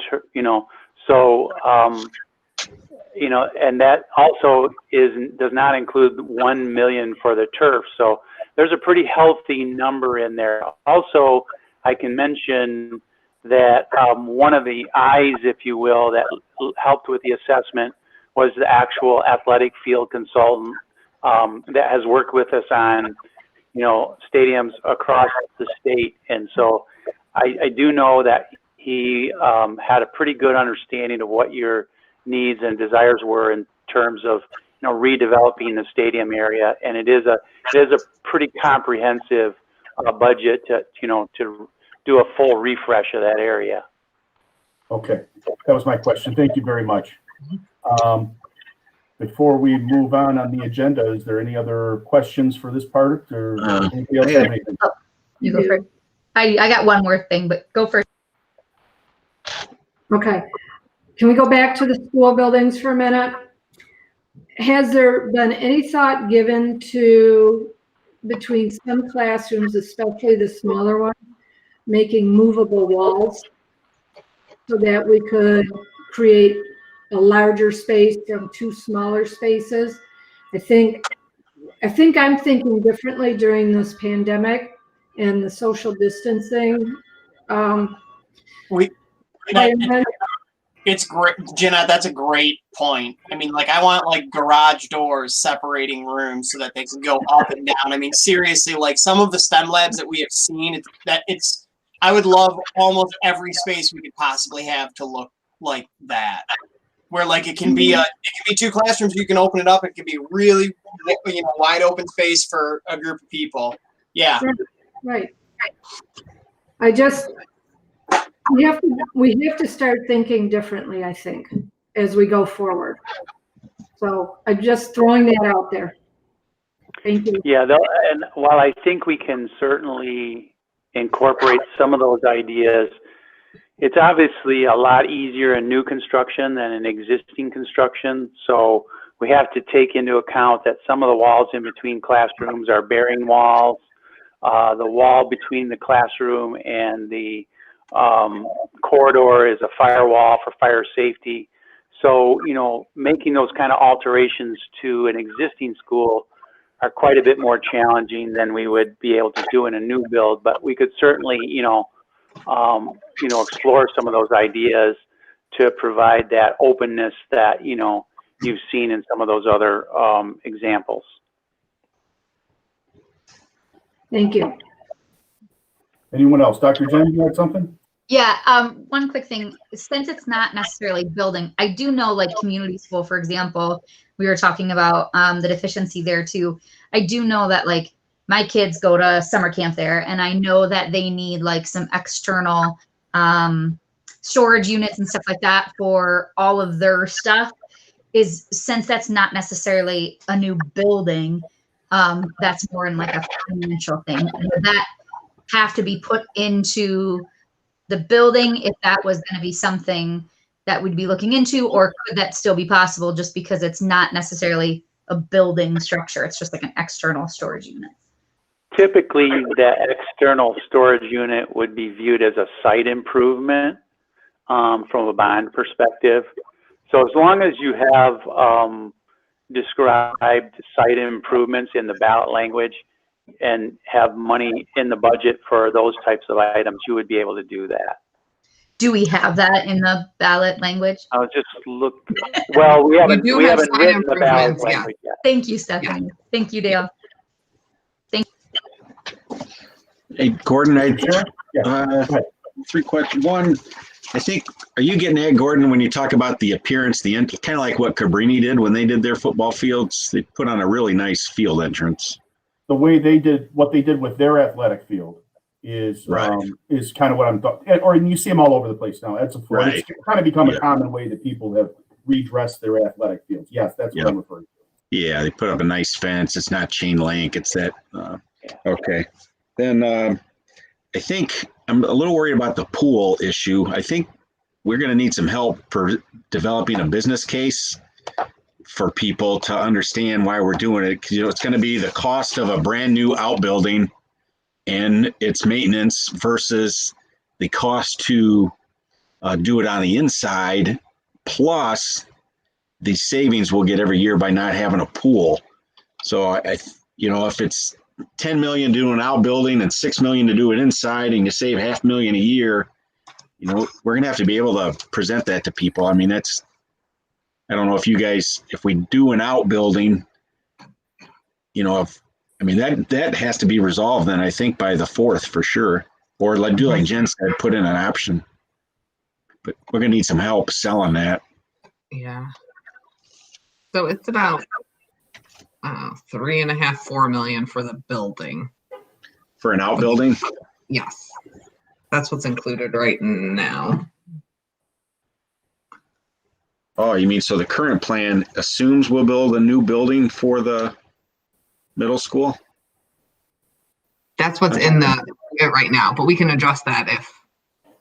No, that's okay. I guess then the thought would be, Dale, where would the STEM stuff go in the middle school? That was my question. I think what we might need to do is kind of like what we did with the other buildings, of kind of have a rendering of if we chose not to do the pool area, where's the next best location to try to fit something like that in? And I think we also have to, we'll gather a lot of information for the board as well as the community to consider. We have to look at the years of maintenance on the pool. There's been a lot of issues over the years. The pool has been shut down majority of the time. We have had to shift students over to to the high school as well as with the swim team at times. And it's always good to get our maintenance department to kind of give us an update log of all the different maintenance issues, as well as money spent in that facility. But I do agree, we do have to make sure that we look at all options and then look at what fits our needs the best.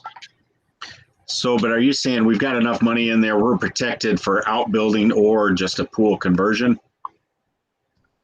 Not at the middle school. I'm just talking the middle school. I'm just talking middle school. If we don't want to get rid of the pool, then we would have to build a building. We would have to build some. We'd have to do some brick and mortar. There's no addition. But the cost that you have, the cost that you have budgeted for the remodeling of the pool area could be shifted to an addition. And I think it might be slightly higher, but not dramatically higher. Would you agree, Stephanie? We have 2 million in there for the pool remodeling and infill. That's probably pretty close, as long as Yeah.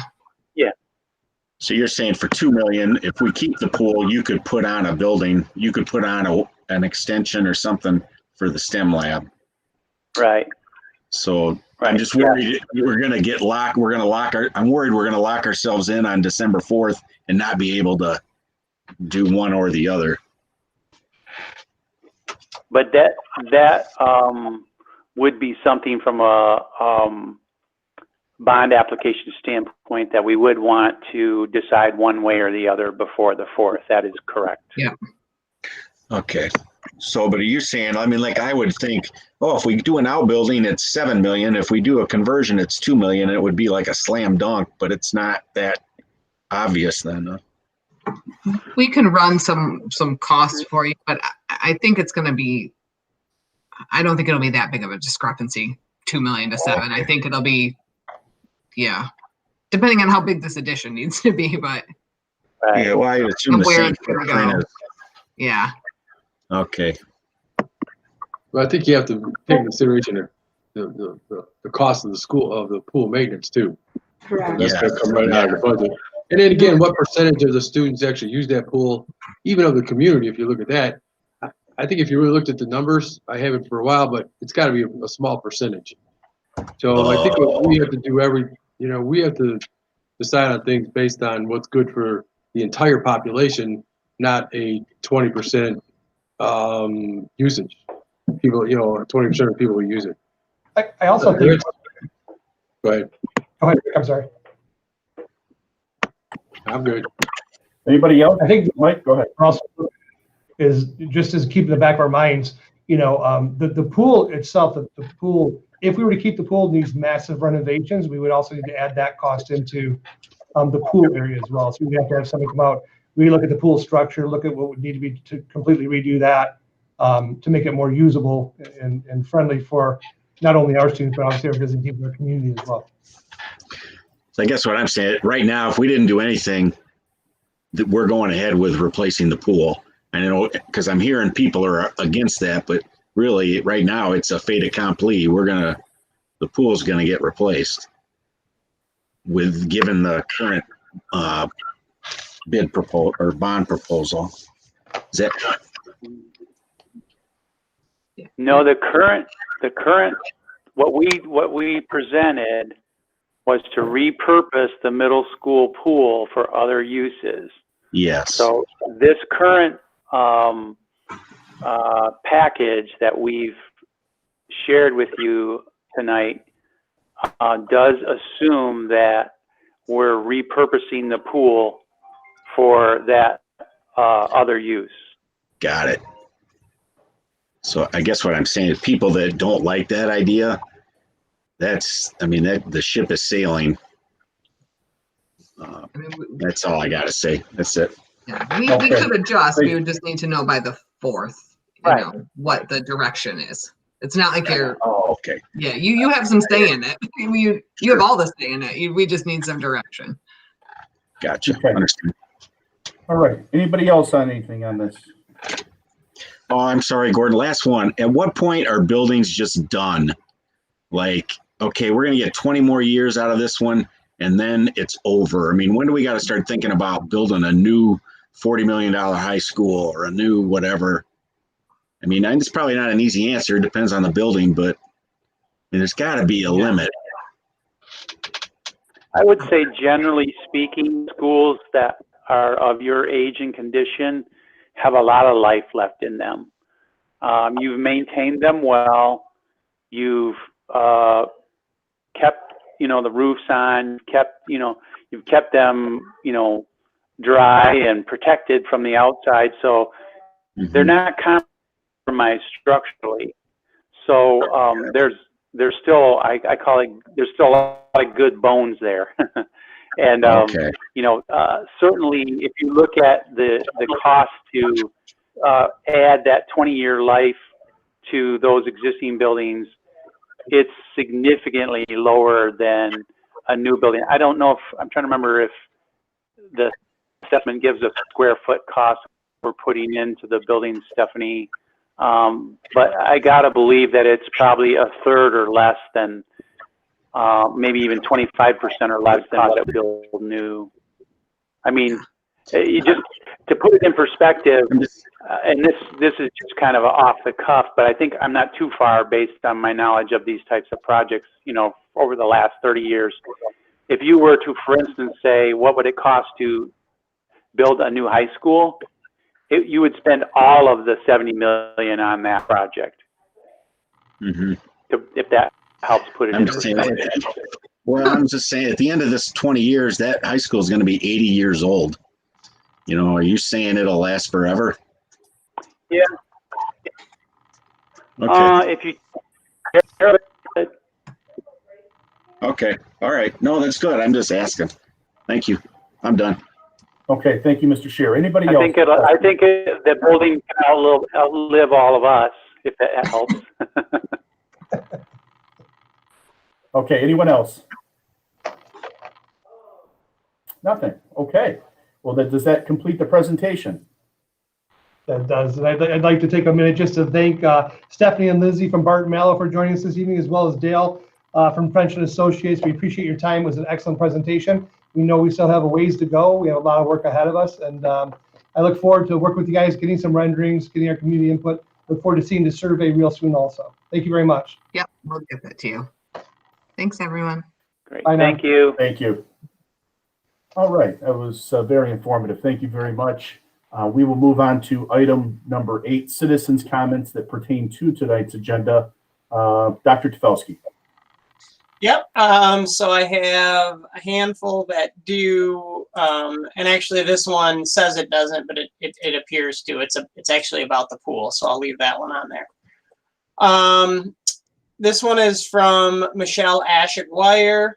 I don't know why we started in person when the high school had 2 cases due to football. I don't even understand why sports are taking place or any activity in person instead of Zoom. If students aren't going to school in person, this doesn't make any sense to me at all. A great way to spread COVID, because who knows what other people in districts are doing as far as germ control. I don't understand why the school board didn't have in place at least 4 to 5 plans for the students to attend school ready to go. There should have been a Zoom plan, an in-person with everyone attending plan, a hybrid plan in place of various forms, even though that wasn't what parents wanted, and a better virtual plan through whatever company. The schools and the school board had all summer. If Melvindale isn't having school in person, then what does that tell?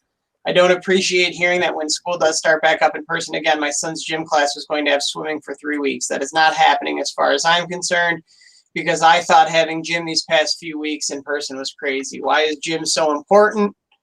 At the secondary level, it is an elective, and given the circumstances of COVID, some things can be altered. My child gets plenty of activity at home, especially ADHD, with rushing things and I think that's supposed to be think smart. Nick Kudla. As a proud alumni of Allen Park, full-time employee at the middle school and a head coach of 2 teams that use the APMS pool, I'm reaching out with concern that was brought to my attention during a recent bond proposal. That concern is the idea of repurposing the middle school's natatorium for the implementation of a new STEM lab. As technology and curriculum standards continue to advance, it excites me that Allen Park is taking necessary initiative towards giving our students the opportunity to compete with other schools academically. However, what I do not find necessary is considering the forfeiting of an entire program in exchange. Based on the proposal presentation, all other schools would be receiving an addition to the buildings for STEM labs, while APMS has to sacrifice a successful program rather than utilize the abundance of space surrounding the school for a similar addition. I have coached out of this pool for 8 years and can confidently claim that it has incredible potential for even stronger presence in the district via student involvement and financial capabilities. In 2019 alone, the Panther swim team and Barracudas Club were collectively able to earn well over $10,000 in revenue.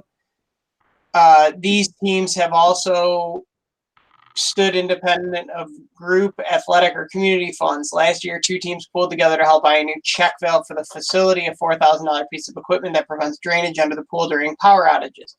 I've been told that this pool acts as a money pit, when in reality, these programs are earning money to pay for the facility, benefiting the community, and demonstrating independence by replacing equipment to make it more cost efficient. What makes the pool seem so undesirable to outsiders is the undated and faulty equipment it runs on, as it is long overdue for upgrades. However, the amount it would cost to give the pool minimum necessary upgrades would be a fraction of what it would cost to replace it altogether. With just a tiny bit of TLC, I guarantee the pool would cease to be seen as a burden. Last year, the Barracuda Swim Club had about 100 registered students on the team. The middle school swim team had over 70. Between these teams, more athletes use the middle school pool annually than the high school pool. The APMS team alone is the 3rd most populated team or club at the school, behind track team and ski team. Moreover, PE classes also rely on the space throughout the winter months. Without the middle school pool, more students would be affected. The proposal may have accounted for.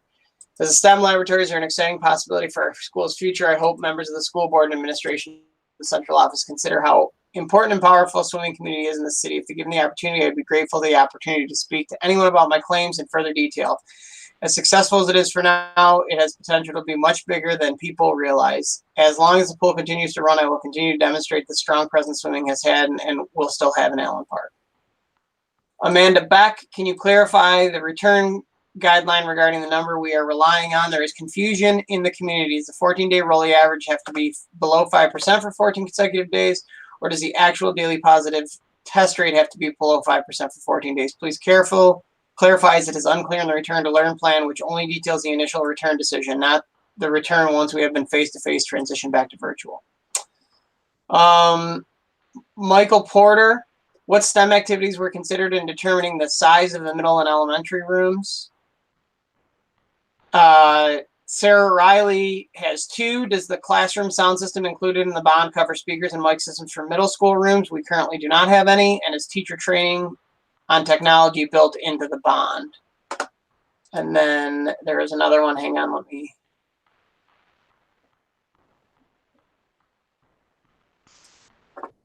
Laura Lukey, I don't think you will find a better swim and dive coaches than the AP staff coaches. Have they been consulted regarding regarding the changes to the middle school pool? How will the high school pool accommodate the swim program? How will middle school kids get there? And that's it. There's only one left for the afternoon, or I'm sorry, for the later one. Okay, thank you, Dr. Tefelsky. Moving on, Mr. Darga, number 9, personnel.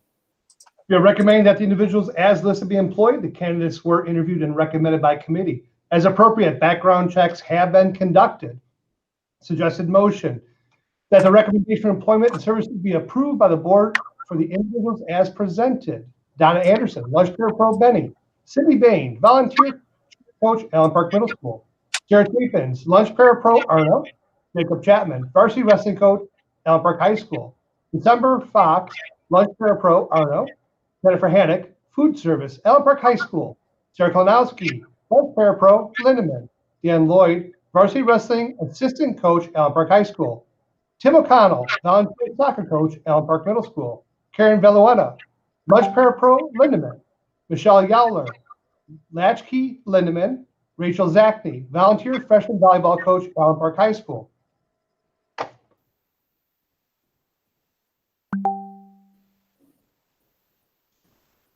Okay, anybody want to move on that? Motion. Support. Been moved and supported. Any questions or comments for the administration? You guys got a lot of good people on there, so I like seeing that. I was really scared when Mr. Lloyd, I saw a resignation for wrestling. He's so amazing at it. So thank you, Mr. Lloyd, for staying there, because he is a very good coach there. So now I see why.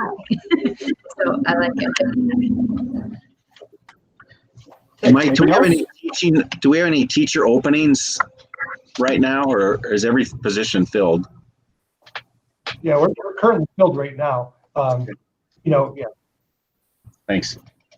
Anything else? All right, been moved and supported. All those in favor say aye. Aye. Aye. Any opposed? All right, motion carries. Mr. Darga, retirements, resignations. We have received and accepted the following retirements and resignations. Sandy Kiosian, Media Center Tech, Lindeman. Retirement effective on 10/30. Dan Lloyd, varsity wrestling head coach, Allen Park High School. Victoria Richards, girls freshman basketball coach, Allen Park Middle School. Karen Trudell, latchkey supervisor, Lindeman. Retirement effective 10/16. Cheryl Ziegler, food service, Allen Park Community School.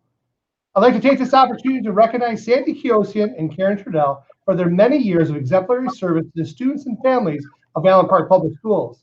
Sandy and Karen, your hard work, dedication, and positive attitude have greatly benefited the students you serve, and you have the sincere appreciation of their families and the entire school community. On behalf of the Board of Education, we hope that your retirement will bring you good health, joy, and fulfillment. We wish you the very best.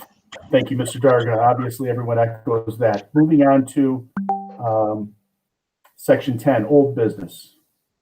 Number 1, extended COVID-19 learning plan. This is a reconfirmed instructional delivery plan. Since the extended COVID-19 learning plan was approved, the board must meet to reconfirm delivery of instruction, solicit public comment on how instruction is going to be delivered, and publicly announce weekly two-way interaction rates for the 30 days. The district shall report to the Center of Educational Performance and Information, which is known as CEPI, the instructional delivery method that was reconfirmed, how that instruction will be delivered for each grade level offered by the district, and whether or not, as determined by MDE, in consultation with CEPI, the district is offering higher levels of in-person instruction for English language learners, special education students, or other specified populations. The Wayne County Community Spread level for Allen Park is currently at an E. Wayne County risk determinations for that is cases in the school buildings, consider pause for 14 days, building with known cases, which is 3, and staff or students, but not ongoing transmission, considered remote instruction in the district, and buildings with evidence of ongoing transmission of 3, considered remote instruction in the district. Currently, as we stated, the current positivity rate is 9.5. Allen Park Public School is currently on remote instruction. COVID Act now 14-day rolling average, the infection rate, the daily new cases per 100,000. Allen Park Public Schools mitigation plan, the preparedness plans reviewed by Wayne County Department of Health and Human Services gave us a 100% passing score. We've surveyed our AP teachers, our AP students, grades 6 through 12, and our AP families. Note, the instructional delivery plan can be revisited more frequently than 30 days period if necessary and desired. We also will have a quick virtual learning update from Dr. Kowalski.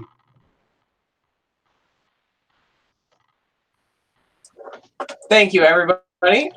So the virtual learning program seems to be going fairly well. We know that there certainly are some parents who would prefer to have some other options, but I think that once parents have seen the flexibility that comes with virtual learning, I know we had some questions at the board meeting, at a couple of board meetings a little while ago about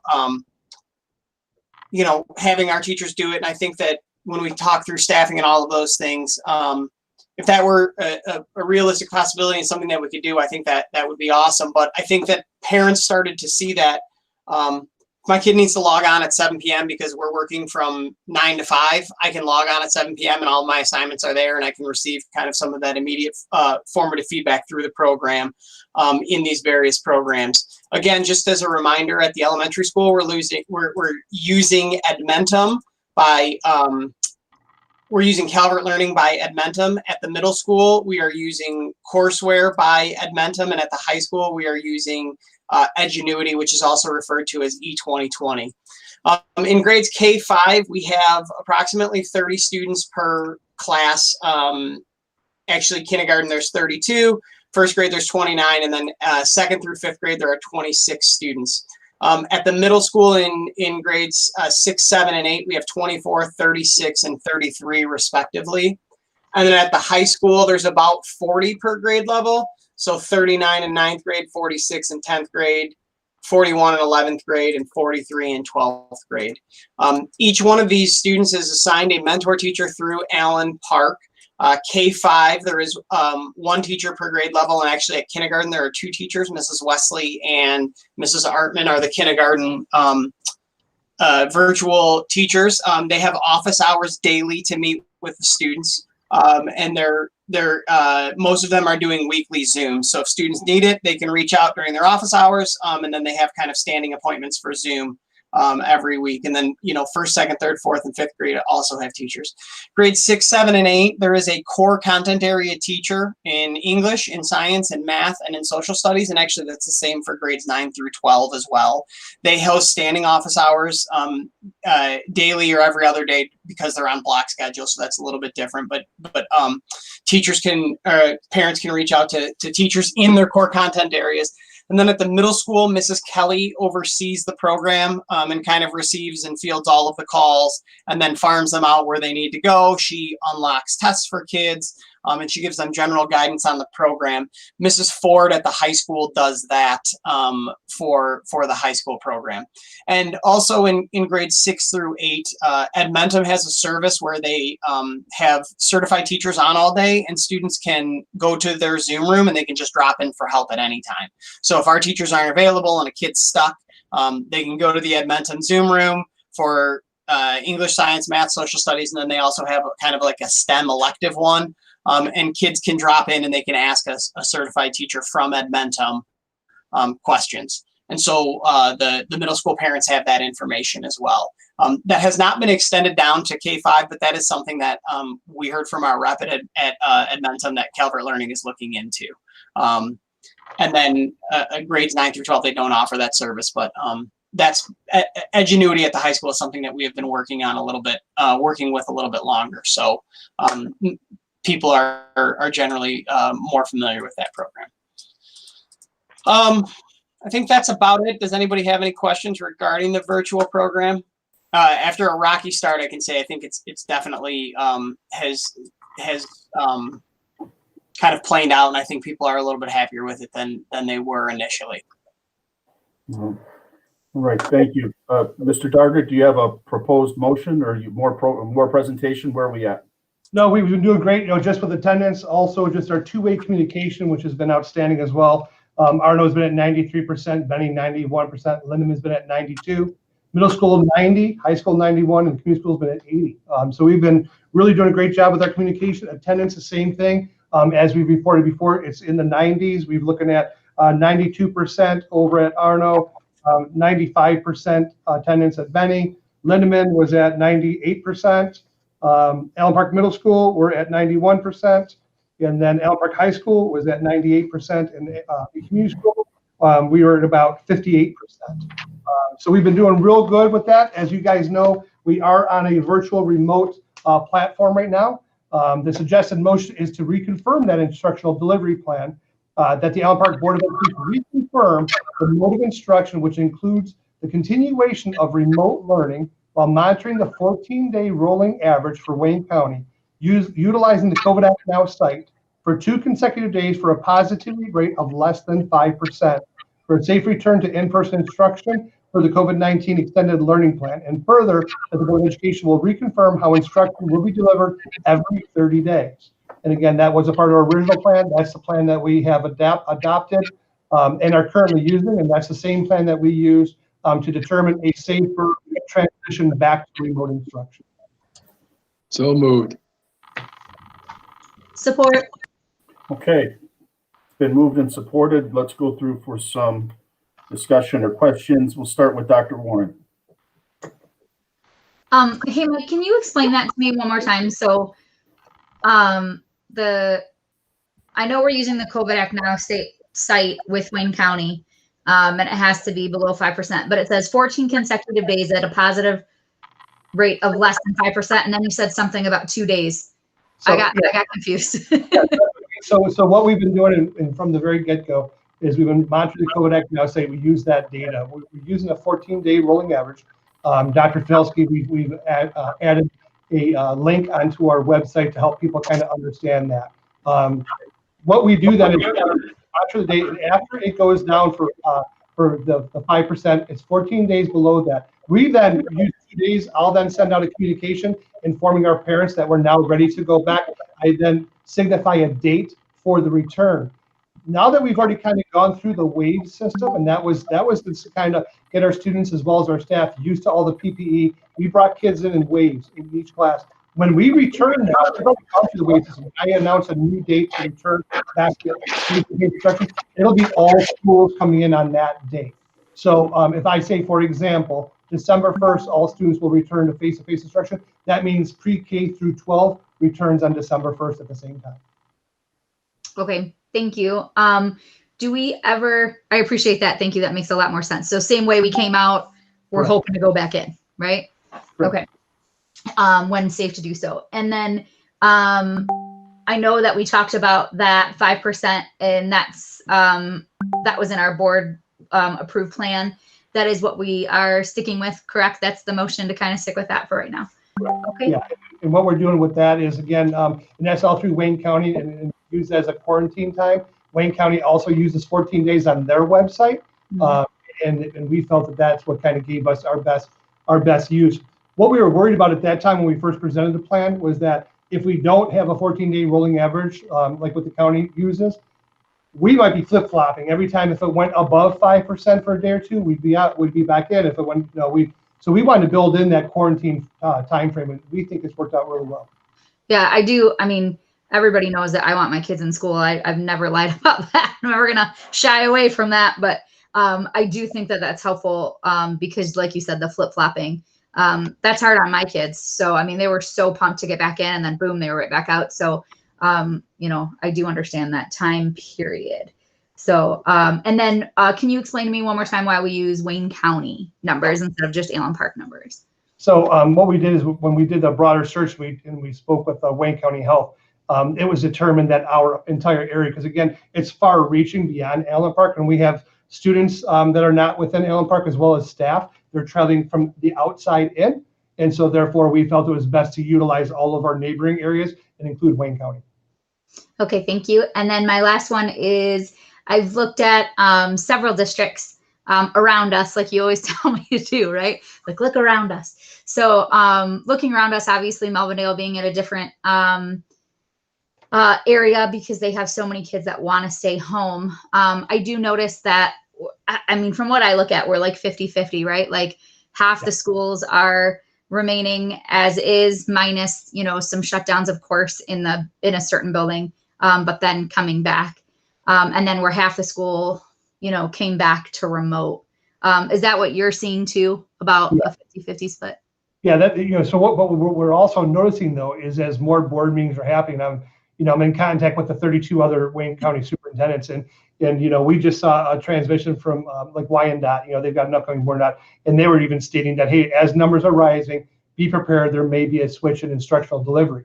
Schools all around us are now having those same discussions. As well as I'd like to point out that several schools in our area, in the Wayne County area, especially the Downriver area, have reached out to Allen Park, have reached out to my office and Dr. Tavelsky to learn more about our plan. They've actually asked for copies of all of our paperwork. Their board members are hearing about what we're doing as far as using actual data. We're not shooting from the hip, and we feel that that's kind of served us well, and that's word is starting to get out now. So I'm happy to share that information with our neighboring districts.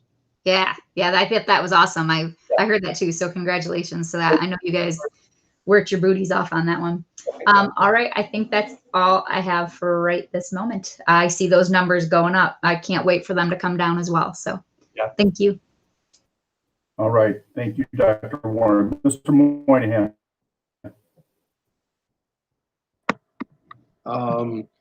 Just one quick thing. We sent the surveys out and we got the results back. I took a look at them. Tell me if I'm wrong.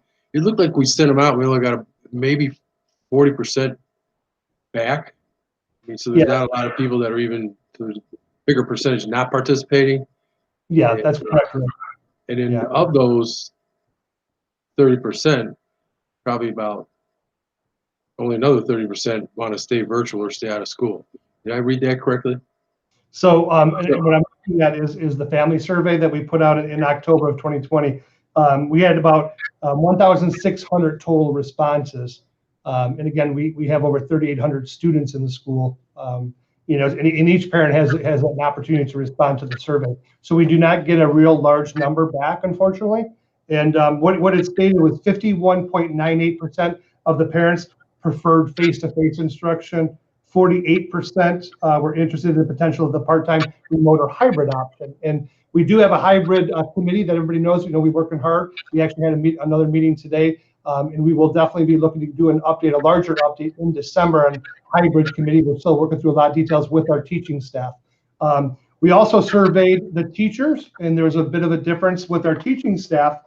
We received 203 responses at about 210 teachers roughly on our staff.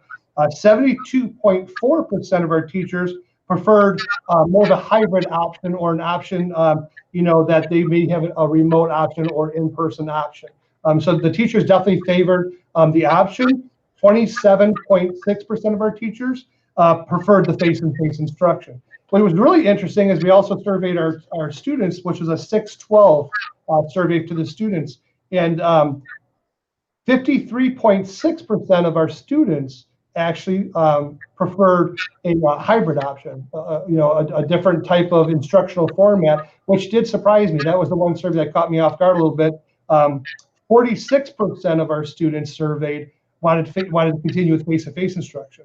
And I really thought, that with the socialization, even though it looks much different, that they may, that the numbers would be a little bit transposed and transferred. So that was a little bit telling also on the students' perspective. And I do want to compliment, I had a couple of students reach out to me and express life as a student at the school, both positive and negative. That's been really helpful also. Okay, thanks. All right, thanks, Mr. Moynihan. Mrs. McDonald. Okay, of the 1,618 family responses that we received, I know that was further broken down into number of students that each family represented. So do you have a breakdown on how many kids were represented in the responses? Let me see if I got that here, Ms. McDonald. If not, if I don't have that one printed, let me see here real quick. Yeah, it does look like, so what it looks like here is so like for example, Arno Elementary, about 16.44% or 266 students represented. Benny Elementary, 16.07%, 260 students represented. Lindeman Elementary, 23.92%, 387 students represented. Allen Park Middle School, 34.36%, 556 students represented. Allen Park High School, 37.95%, 614 students represented. Allen Park Community School, 1.79%, 29 students represented. So what's the total? That should have come 1,608. Well, there was total responses. I'd have to add that up real quick. I did not do that. It looks like if I was to do groupings, if we group young fives kindergarten up through grade 2, 534, grades 3 through 5, 546, 6 through 8, 560, 9 through 12, 6. Let me add those up while we're. Mike, it looks really close to 2,000. Okay, good. Thanks. Right, not exact, but very close. Okay, so out of a total school population of about 3,800. Correct. So again, when you're looking at the 1,600 surveys that were returned, it did represent more students than just the 1,600. That's the point I wanted to make. Another point I wanted to make on the COVID site, and I've made this one before with this positive test rate. And I know, there's been a number of discussions and you've met with other people on this, but, that's one metric and it just really relates to how many tests are being administered during that given day or period, which could be thrown off at any time. For instance, let's say Ford Motor calls all its employees back and wants them all tested. So regardless if they have symptoms or not, that's going to throw the number off one way or the other. So the other metrics we talked about using was the daily new cases, which, those are confirmed cases out of 100,000. Are we using both of those metrics, and looking at data? So when we first created our plan, we focused mainly on the positive rate. However, after having many more discussions, and as we learn more, just about COVID, there's been a lot of discussion also of the refocus on the daily news cases. When Dr. Tavelsky and I actually spoke with an epidemiologist over through Wayne Health, he kind of told us at that time just to basically maintain the positivity test rate. Dr. Tavelsky, do you have anything to add about the daily new cases or any? Yeah, I think we look at, kind of all of those metrics and as we were making the decisions on whether to, kind of have the recommendations to go remote or to stay in person, it's important to look at all of those. But I think that ultimately using that as a deciding factor, I think that if the board was close on, well, should we go out or should we stay in? That would be something, it would be good to look at that other factor. And I think to your point, Jeanette, the benefit of using those cases, the percent positive is if in fact Ford Motor Company does recommend that everybody gets tested, or an entire school says we're going to test everybody, that does give you a true idea of community spread, because you have this random sampling of however many hundreds of people that go in and get a test. And then you have an idea of how many people are walking around with a positive case. That was kind of what the epidemiologist told Mike and I, which is why it's such a popular metric to use. So I think officially using that was just the recommendation. Again, that's not, necessarily my area of expertise or Mike's or anything. So we were using the recommendation from the epidemiologist, but I think that it is important as the board is making decisions, looking at what we're presenting. I know there's comments now, there's comments we need to get the kids back in school, but I think that it's saying, no, our metric says we're over 5%, we should be out. And then we are also looking at these daily new cases per 100,000, and that's showing that we're in the high risk zone. So it's reaffirming our decision as a school board, or it's allowing the school board to make a more informed decision. Hey, the daily new cases are low, but the percent positive is high. Maybe we can get some kids back in, or however it ends up working out. Obviously, that's not everything is high now. Everything So is- yeah, I think that it is important to look at those dates, but those numbers. But again, as I said last time, we're just going by what the recommendation for the epidemiologist was. I think that once it gets escalated to, making a decision, looking at certainly all three of those factors, even that infection rate, is important for the seven of you. I heard on the news today that worldwide, 1 in 5 people now has been tested positive for COVID. That was nuts. I heard that too. I couldn't believe that. Yeah. So, I mean, I guess given the state of affairs and the timing in the year, are we looking strictly at the numbers, or can we also, I don't know, with the holidays coming up, all things, maybe we need to look at something different. At any rate, I still would like to see smaller class sizes. I think that we're cramming too many kids in a classroom. So that's my comment. Yeah, and I do agree. I mean, and I think that was something that the board also discussed at our last meeting, and I'm pretty sure across the board, all 7 board members, that was a real concern of figuring out a new way to be able to lower the class sizes.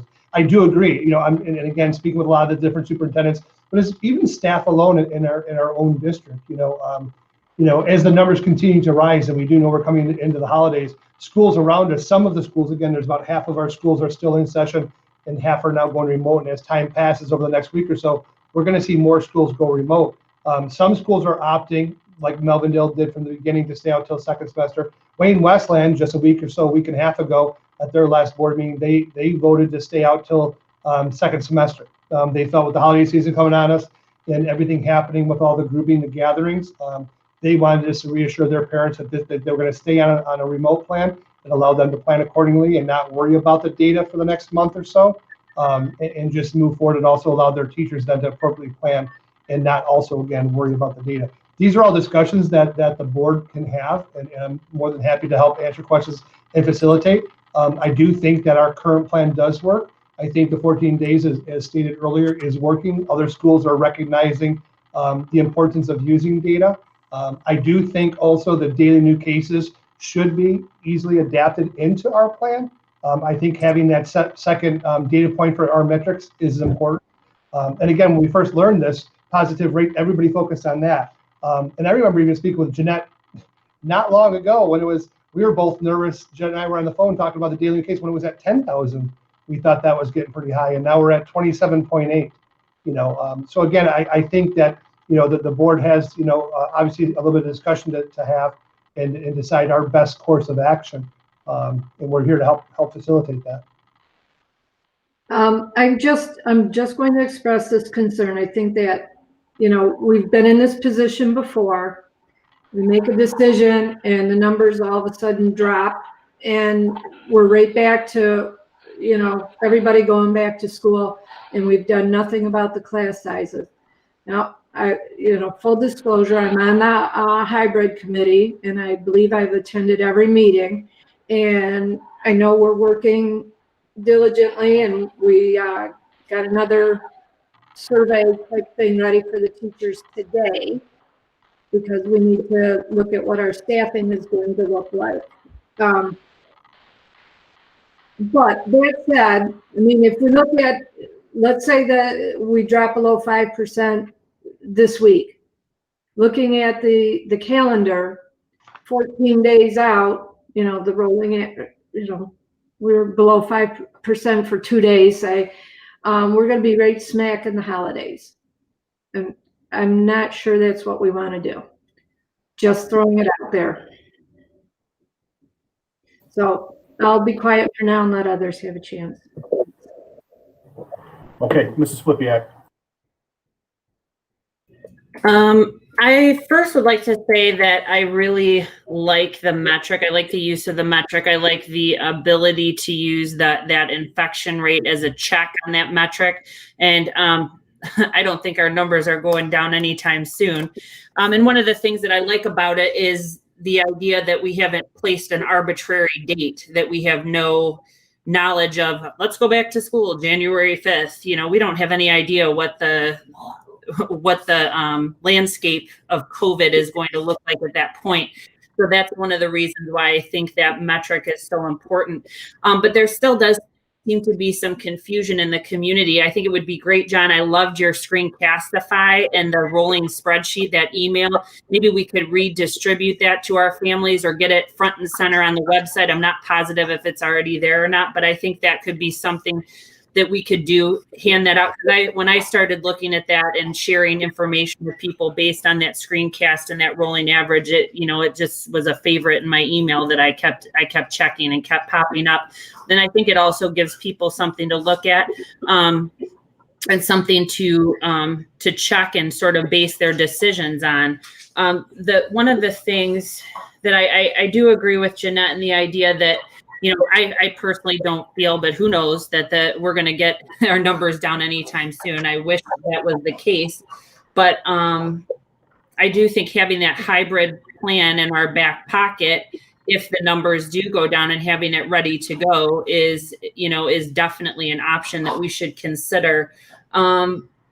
Additionally, I would like to know what we are doing for those students. Yeah, we had numbers in the 90% and, for attendance rate and that kind of thing. But what are we doing for those students who are chronically absent? Do we have plans that where counselors and, social workers and different people in our school community are reaching out and trying to find out why these students are not attending on a regular basis, and seeing if there's anything we can do to assist them. I'd be interested in knowing what we're doing. And John can also, Dr. Stels can also, tag team this, but we've done a really great job. I mean, all of our building principals are reaching out to those families. Our teachers are sending those names down to the office. Our social workers are making phone calls. There's been personal visits to students' homes to check on their well-being. And we've also learned that some of our parents have even moved. We've also got our police liaison officers doing wellness checks for us, checking in with that. But our entire team, and again, kudos to everybody involved. All of our counselors, all of our social workers are deeply involved in this aspect of our COVID plan. We knew we would have some students, especially whether it's online, they don't want to log in. Even when we were in person, some of our students were not showing up. Maybe parents weren't real comfortable with the plan, whatever it may have been. So we've reached out, and that's one of the reasons why I think we are maintaining such a good attendance rate. And then we're making those connections with those students and working with them as well. Dr. Tefels, did I miss anything? No, I think that's right. I mean, we have a pretty nice protocol with teacher reaching out, escalating it to social worker reaching out, escalating it to principal reaching out, escalating it to police liaison, and then various other support staff at different levels, depending on who we have where. And we've been able to reach people, and I know our principals, our virtual learners, like I know we talk about our in-person learners a lot, and I don't want virtual parents to think we forget about them.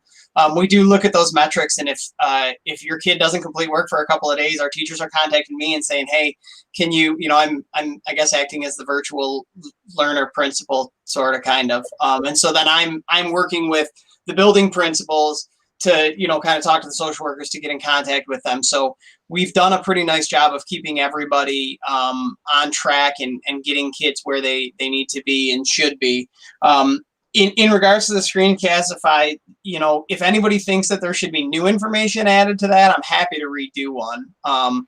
Because Sarah, you're 100% right. I've just copied and pasted that 500 times, well, I'm not seeing that this is, and it's just like, here's the 3-minute video and oh, wow, thank you. I didn't realize that. And so, like, if I can refresh that and add something to it that you are all hearing a lot of, just shoot me an email and I'll record another one. I'm happy to do that. It's super easy. Adam Mahalik just said that he's going to put it up in the news section, so it should be pretty easy for parents to see right on our homepage there. I think that's it. I think we've covered it all. And again, I think we're all kind of in the same boat. Like, we know if we could end this pandemic tomorrow and everybody could go back, that'd be great. Or if we could, double our space size or cut our classes in half, all of those things would be great. And I'm happy that we have a hybrid committee and, working diligently on that too, to just give everybody options.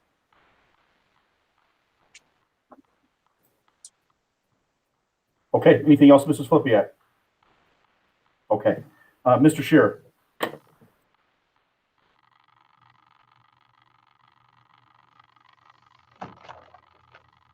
I'd like to, I know you guys hate this, but I got a little PowerPoint because to try and gather my thoughts today before the meeting. So it's about 10 minutes. Let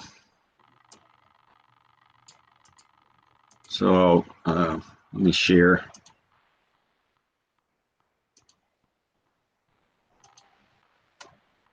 Can you guys see it? Not yet.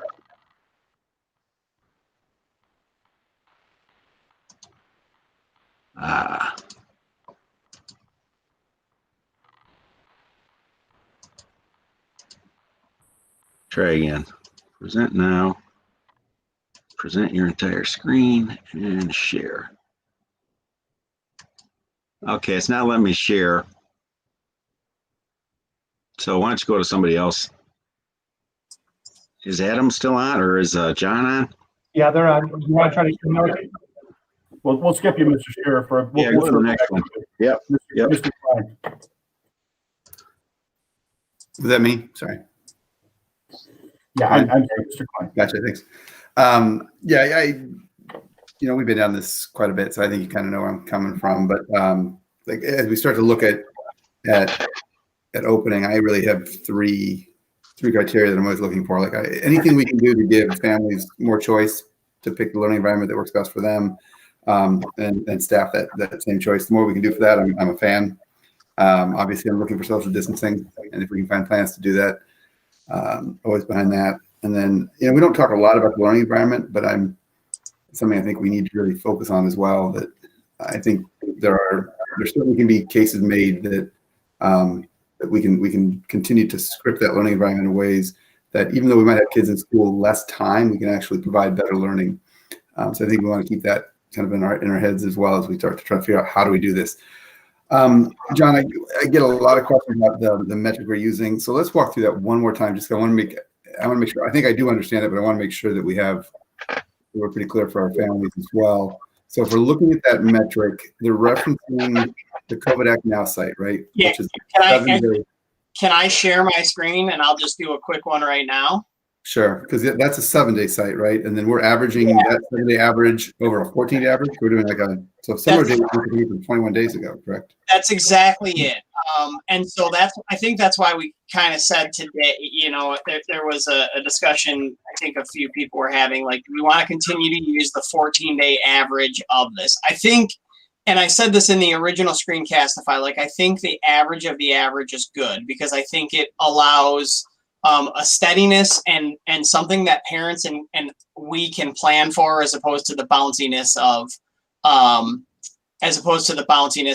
of whatever metric we would be using or something that wouldn't be an average. Can everybody see that? Yeah, and John, I think it's important. I don't know who's listening tonight and how many parents we have, but a lot of people go to the COVID Act Now site and that data that data is informing our data, but it's not the data. It's not. So you look at that and you can watch it and say, okay, this is good or bad. This is helping us. This is hurting us.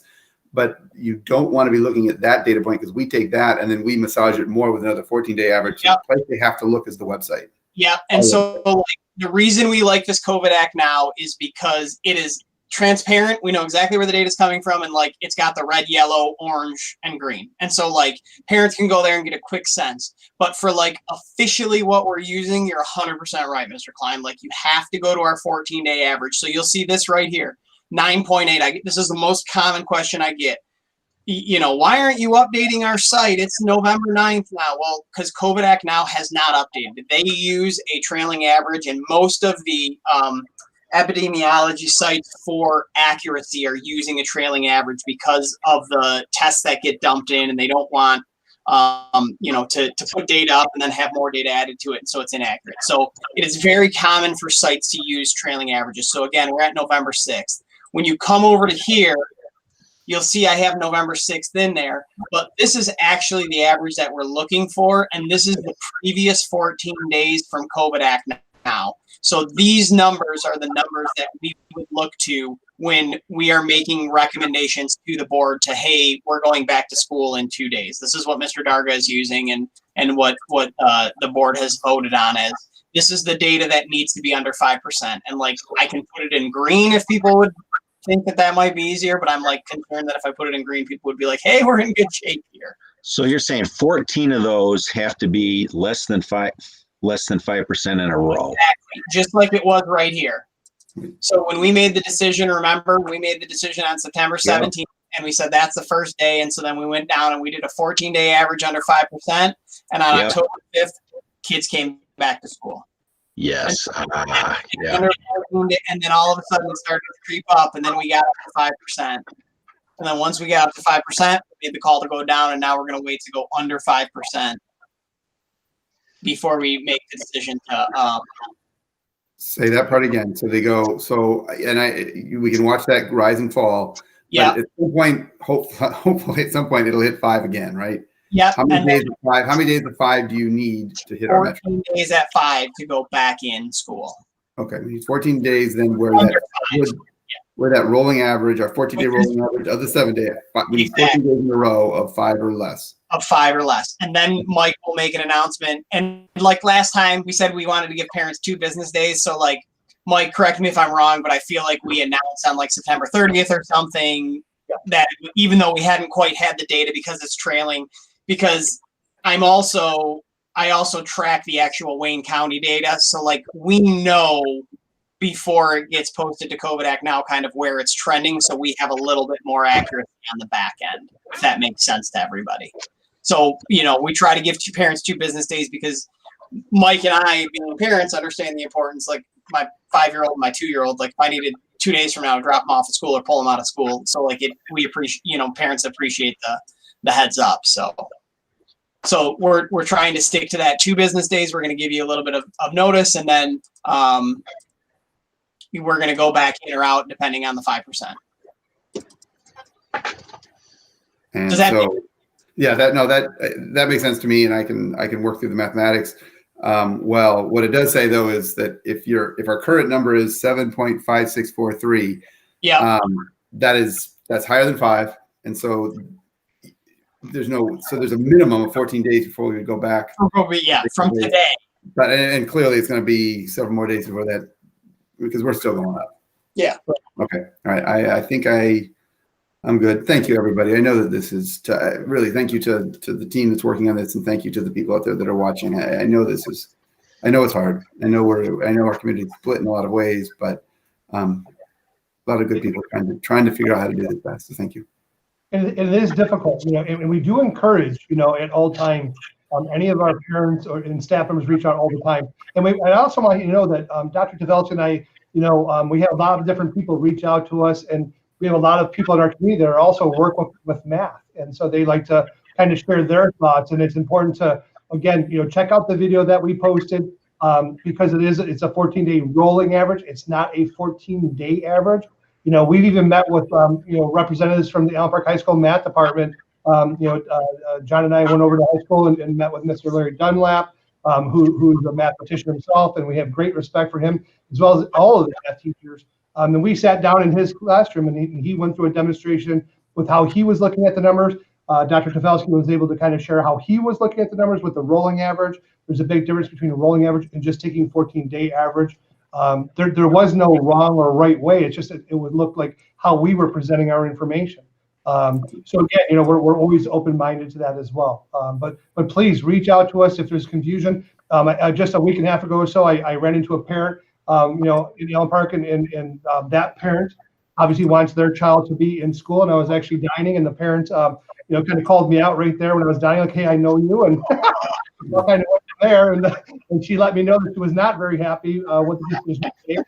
We called over some workers in the restaurant to let them know that I was the guy who made that decision. But they all agreed. It was a great conversation. That they knew it was coming. That they were watching the data. They weren't necessarily happy with the announcement, but they understood it because it was a data decision. And again, she was an outstanding person, and we had a real good conversation. But that's what we're running into when we're in the community. People do have questions, and we do welcome that. Yeah. Well, thank you. And Larry Dunlap, if you're listening, I've heard you sing, and I know your mathematic capabilities. I'd love to see a song version of how we get to this point. You do that in verse, I think it would be very popular. So I hope you're listening. All right, I will yield the floor. Thanks. I don't know if I have the floor. I'm done. Thank you. You had the floor. All right, there you go. All right. Mr. Shearer, are you ready? Yep. I had one question. So what I don't think, to me, the wording in the suggested motion doesn't really match what John just said. This 2 consecutive days for a positivity rate of less than 5%. I mean, I think what you said is the 14-day rolling average has to be less than 5 for 14 days. Correct. I don't understand this wording. That the suggested motion says that. Bottom of page 9. Allen Park Board of Education reconfirmed the mode of instruction, which includes continuation of remote learning while monitoring, blah, blah, blah, for 14 consecutive days at a positivity rate of less than 5% for a safer return. So it should say for. Do I have an old one? Mine says for 2 consecutive days. Yeah, you might have. You might have had I got the old one. just like I did. Okay, gotcha. So, okay, I'm with you. Okay, let me give my little spiel here because it's probably my last meeting, so I gotta milk it for all I can. Okay, can you see that? You can, yes. Yeah. So the questions were, I'm getting a lot of feedback. Why are we remote? Although I haven't got a parent letter in like 9 days. When should we return? How should we return lessons learned? So just, here's the criteria we talked about: 14-day average above 5%. And I liked what you said, Mike. It's neat that districts are calling you saying, hey, Allen Park's leading the way on this. So great job. COVID Act now, it's a disaster. COVID's a train wreck. I mean, this new cases per 100,000 is in the danger zone. Positivity rate. Here's a graph of that new cases per 100,000. You can see it's just spiking. So, like Jeanette said, it's a good, secondary indicator or primary. But anyway, it's a train wreck. Wayne County. This is the Wayne County dashboard. You can see that infections today are actually higher than they were when COVID started. So it's really quite shocking. This is a plot of, I got this from the mayor. She shares with me the Allen Park data. So this is total cumulative number of infections in the city of Allen Park versus the date. And you can see we take a really pretty dramatic spike here, starting at the end of September, and really here. So 104 new cases in the last month. So Allen Park spiking also. What are those orange dots at? Can you go back? Sorry. Oh, yeah, I'm sorry. This is deaths. So the good news is the death rate is still low. So we've had 34 people die so far. If that can be good news, I don't hate to say that, but is that what you wanted, Jen? Is that what you're? Yeah. So yeah, I think that's something important to look at too. So yeah. I was thinking that's what it was. So thank you. No. Yep, sure. This is a graph of, I took the Barb's document with the dashboard, and I just plotted up. Here's the cumulative number of infections in the district versus the date. And we were, slowly rising. I picked October 5th here because that's the day we came back in person. So, and not everybody I know, so it's a little tricky, but, in the first month, we had 11, but in the last 4 days, we've had 7. So, and I was wondering, maybe this is a Halloween thing. We got to be careful around the holidays, but again, it's just another indication that we're really spiking. And the other thing that I didn't realize, I thought Wayne County did all the contact tracing, but, talking to Barb, they don't. They'll tell you what methodology to use, I think, correct me if I'm wrong, but as far as calling the people, and this has to be written down, these have to be letters, and we're doing that ourselves. Yeah. So that's a staggering commitment of time. So, if we stayed in school, it would have just been a debacle. And here I took the data, again, from Barb's, the dashboard, and just plotted it up by school and by type of person. You know, and as you expect, the high school has the most, the middle school, you know, the bigger schools have more, and more students than staff. So this is just more for information, what's spread across. So basically the bottom line from this was, we got to be remote. You know, if somebody says we should be in school right now, it's crazy. COVID is out of control. So, and I don't think, like I think what Sarah said, I don't think there's any reason to think it's going to get better anytime soon. But you know, I did read an article. There is good news. You know, we have testings readily available. You can go get a test anytime you want it. The therapeutics are way better, and the treatments, so the death rates are way lower. Contact tracing is improved, but it's still, I was disappointed that the county doesn't do it. And we still have a lot of room in the hospitals. And that was good news today. The vaccine trials went really well. So it's not as bleak as it was in the spring. So basically this is, okay, so we're remote. When do we return? Again, 14 days, less than 5%. This is a plot. This is Wayne County, positive tests in Wayne County over time. And I think it was interesting. I was looking for trends. And so here's Memorial Day, and then there's a spike. Here's 4th of July, and it's not as bad of a spike, but it's a steady increase. Here's Labor Day, and then there's a spike. So I think the moral I took from this slide is that after holidays, you got to be really careful. So don't bring the kids back the week after a holiday because infections are spiking. The other thought was interesting that the mayor pointed out, you know, the age group with the most cases is now 0 to 29. And it's believed to be probably because, you know, they're on campus, college campus, they're partying, tailgaters, going to bars, parties. You know, you've seen the videos of the Halloween parties on CNN. It's crazy. So a younger group. So Hey, Pat. Yeah. I'm sorry. Can I ask you a question on that last slide again? Sure. So we'll use fake people. We won't use my sister or brother or your kids. We'll use some fake person called Bob. So say Bob is from Allen Park, but he is at U of M college and he tests positive for COVID. Do you know, because he's from Allen Park and his driver's license says Allen Park, does that fall into the, do you know? I'm just curious. Ooh, that's a good one. Number, or does that fall into the U of, or both? You know, I mean, obviously it's going to be in the U of M dashboard. I'm just curious if you knew that with your charting. I know you're a chart man. No, I don't know that. That's a good question. I'll ask Gail. Okay. So if basically, if they're not in the city at the time physically, but they're Allen Park resident, does it get counted? Right. Yeah. Like, especially for college students, right? That's a big thing that we're hitting right now. Absolutely. It's huge. Okay, sorry. Keep going. It was a nice thing. My daughter's at William and Mary, and they actually, they're going to test all the kids before they come home. And then, so, you know, we got like everybody mentioned, I think Jeanette, you know, we've got the holidays coming up. You got kids coming home from college after Thanksgiving, because a lot of schools, that's the end of the semester now. They started early, they finish early. You got the Thanksgiving family gatherings. You know, you got college kids, then the second wave of kids coming home from college at the normal, you know, early December.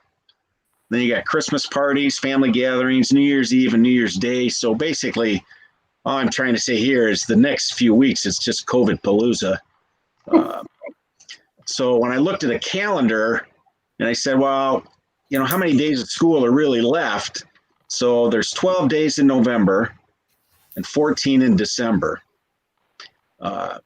So kind of did that. So there's 26 school days left before Christmas break. So it's the whole discussion of, is it worth coming back or not? You know, for 26 days, I don't know. But as an example, if you picked, let's say that on Monday, on the 14th, the rate dropped to 5%. You'd have to wait 14 days. And so you'd return on the 30th and you'd only have 15 days left. And that's, again, assuming you return the week after Thanksgiving. So I think the moral of this story was, I don't think it's worth coming back for. And then in January, you know, we've got a similar thing. We really shouldn't be in school this first week. because of all the, family gatherings, et cetera. Kids are still home from college. But and here's the 22nd. So, maybe just hang in there. Like I think Mike was saying, a lot of schools are doing is they're going to stay remote until the semester ends. And it's more consistency for schools, the grading period. It's kind of crazy. So, my thought was, the world is so uncertain right now that it'd be nice to be able to give people some certainty. And so, in my opinion, this is just me, hey, we're not going to come back till the 22nd at the earliest. And people can plan, and at least they get a little bit of stability in their lives, even though it's not what everybody wants. Although, well, of course, the teachers, really are strongly against in person. But so anyway, I thought the 22nd was a good date. If here's the Michigan phase 4 requirements, if we were currently in phase 3 thinking about going to phase 4, we wouldn't make it because the number of new cases and the deaths has fallen for a period of time. Case levels will steer high. So, technically, we're not even really in phase 4. Honestly, we're in phase 3, and in phase 3, you can't do in-person instruction. And then just as another sidebar, lots of schools here, like Mike said, that are going remote. And here's schools, systems, and this isn't complete. I just kind of pieced it together, that aren't coming back till January. And specifically for Melvindale, I know somebody mentioned that in the citizen comments. The big issue with them is they have a lot of multi-generational homes. And so in their community, the Melvindale community, having the kids going in and out of school is dangerous because there's a lot of older people living with them. So that's why Melvindale is different. So how do we return? Again, I can't stress it enough that every district is different. There's so many times, this district's doing this, district's doing that, and it's really good to look at it. What I'm saying is, it depends on the number of students, the building construction, how big are your rooms? Do we have extra classrooms? What's your fund balance? How much money do you have? Risk tolerance of everybody involved, average age of the staff. If I got an older staff, they're going to be more concerned. Family demographics, income levels, multi-generational homes, district experience with online learning. Some districts already had online set up. And a take rate for virtual learning is a big one. John told me some districts are at 50% virtual, and that changes everything. We're only at 10. And the, different communities have different level of community spread. So again, just all districts aren't the same. Survey results, parents were, like Mike said, 52 to 48 for face-to-face. Teachers strongly against face-to-face, 28 to 72. And it was interesting, I thought, the students, like Mike's 46 face-to-face, 54 remote. And I can only speak that from talking to a couple of them, it's going back to school wasn't like they thought it was going to be.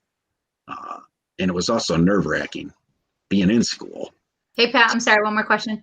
That Yep. 455, how many students were actually, I know we talked about parents and teachers, the numbers, but how many students are in that range? Just curious how many students actually answered that. I just feel like we I only, think 455 students. right, but how many didn't answer it? Oh, well, it was 6 through 12. So somebody'd have to help me out. 6 through 12, half the school. 6 through 12, there's 800 at the middle school and then 1,200 at the high school. So a lot did not answer this. Right. All right. I'm just curious. Sorry. No, absolutely. No, it's a good question. So and there's, statistically, there's ways to determine if that's a statistically significant sample size. I can dig into that a little bit. Yeah, dig in the stats, man. Dig in. Yeah. I got nothing else to do. So 2 out of 3 groups preferred partial or full remote. So that means, like Mike's, continue to work on the hybrid plan. And it was interesting to me, it's different families. You can't say it definitively, but, the students and parents may not always be on the same wavelength. So I was really grateful you guys did a student survey that was requested at the last board meeting, I think. So great job. Me personally, hybrid, I just don't see how the math can work out. And, here's a few examples, but in this one, for example, fifth grade, 3 teachers, 26, 27, 28, total of 80 kids. If this teacher goes remote and we leave, it doesn't help these people. Because if she just takes her class remote in elementary, the other ones still have 27. But if you want to get these 2 classrooms down to a manageable separation, social distance, she would have to take 50 kids to leave 15 behind in the in-person classrooms. So I was just trying to go through the math in my head to see if that's even possible for a teacher to do remote like that. Similarly here, in this example, if you took a teacher out to be a remote teacher, like a floater that would do all the remote work, and if he didn't take his class with him, all these other classes would only get worse. And if he takes his class with him, it doesn't necessarily, make this better. And then I did a little math I said, if there's 16 teachers on leave and each of them could do 30 remote, that'd be 480 kids more that could go remote. Because I get the email of, hey, take these teachers that aren't teaching or that are on leave and use them to teach remote. And that makes sense. So I did some math. So that would be, if you had 16 teachers on leave and they each taught 30 kids remotely, they could do 480 out of actually 3,800. My math's wrong here. So it'd be about 12% more kids remote, which is helpful, but it's not enough. And the other thing, when I think we got to remember that all teachers can't teach all subjects. So just because a teacher's on leave doesn't mean they're qualified to teach physics or math or chemistry or English. So it's a little tricky. And this one, I got this question a few times. Why not just videotape the kids? When the kids are remote, they could live stream the classroom. And I think there's lawyers, the MEA, nobody wants to put a live stream in the classroom because things could go bad. If there's a fight, they overhear personal conversations and it kind of adds a little tension to the atmosphere. So I don't personally, and again, this is all just me talking, I don't think putting a camera in the room and live streaming is really a viable option. So anyway, but I'm wrong. Maybe I'm wrong. So the hybrid team can figure all that out. So non-hybrid options, of course, we can we want to everybody wants to get back to in person. I think we can do better on the mitigation actions. I think there's more we can do. We can do a better job of monitoring and enforcing compliance in the hallways, classroom, cafeteria, and we got to start penalizing non-compliance. We can improve the classroom social distancing, and I'm a pack rat, but I can tell you that the rooms I saw, there are empty bookcases, and there are learning materials that cannot be shared. So I think if we really went after cleaning out the classrooms, and I wouldn't want to do it because I'm a pack rat, but we could get a lot of these classrooms of social distancing. When you see a Pareto of the class sizes, we're not far off in a lot of them. So if we did a full court press on pulling stuff out of the rooms, we encourage families to practice COVID safety at home. I don't think we should do busing the rest of the year. And the thing that struck me is talking to a couple students, that and I think you guys always said it all along, it's not like it used to be. So going to school with COVID has its whole nother set of mental health risks. And if we decided to go, so I think we should either do a person or remote. If we do remote, steady as you go, keep trying to make it better. If you can keep the CTE and special education in-house, where possible, that would be great. My last thing, and I'm a broken record, but I think we should provide an online in-school option for special circumstances and hardship cases. And I did see the note go out today, the survey. So, you guys are doing a great job of tracking kids. So I think there's, maybe there's not a place for it, but let's at least get the data and see, and this chart is just an example of things you could use as criteria to do the online in school, household issues, learning issues, parent availability, et cetera. You could make a little decision matrix to decide who qualifies for the option. So I think it can be done. my question to the district is there really a need for that? And let's figure that out. And finally, lessons learned and follow up. I was remiss not commenting Mrs. Keith and the finance team on the audit. Freaking awesome, especially considering it was remote. Love the follow up on the families and the students at risk. Nice update on the virtual learning. Going back to remote was great. I think going back to remote is absolutely the right decision, but I thought it was a lot of courage, a lot of great ideas to give it a shot. I love the school newsletters. Like the lady said from Barton Mallow, these buildings are spotless. I mean, I've been in Benny, Lindeman High School. I mean, they're like hospitals. They're so clean. I saw something about a survey maybe going out today to check on people's emotional health. That's great. I think we need to get the nurse in here ASAP because this COVID contact tracing is quite demanding, and the number of letters that have to go out. So anyway, I would encourage us to, get the job posted and get a nurse hired. The hand sanitizer, I love that video that Pat found. So that classroom hand sanitizer is extremely safe. I mean, I would wash my face with it. I mean, this stuff is unbelievable. So thanks to the teachers for disinfecting the rooms or sanitizing the rooms. I do have a question, and not for tonight, but, is temperature screening really useful? Did anybody actually get rejected for temperature screening? Is it, and were any of these positive, anybody that did get rejected, did they have COVID? And was there a better way to spend our resources, the people and the time on other mitigation actions that might be more useful or effective? So it's just a thought starter. Get input on online in school option. That's great. I don't know if we could even tell if there's actually been a case of in-school person-to-person transfer. My feeling is they're all coming from the outside in. Anyway, that's just, the COVID portion of the website, it's hard to keep it up because we're being passed by events constantly. So, but at some point we got to give it a once over. And then lastly, I would encourage, the Allen Park Parents Uncensored website. If you could use, we got a lot of families, not a lot, but there is a sample of families not practicing safe practices. So I think, to me, in my view, if you want to do something to help, apply some social pressure on these families to follow the rules. And if you need evidence, we got a million pictures.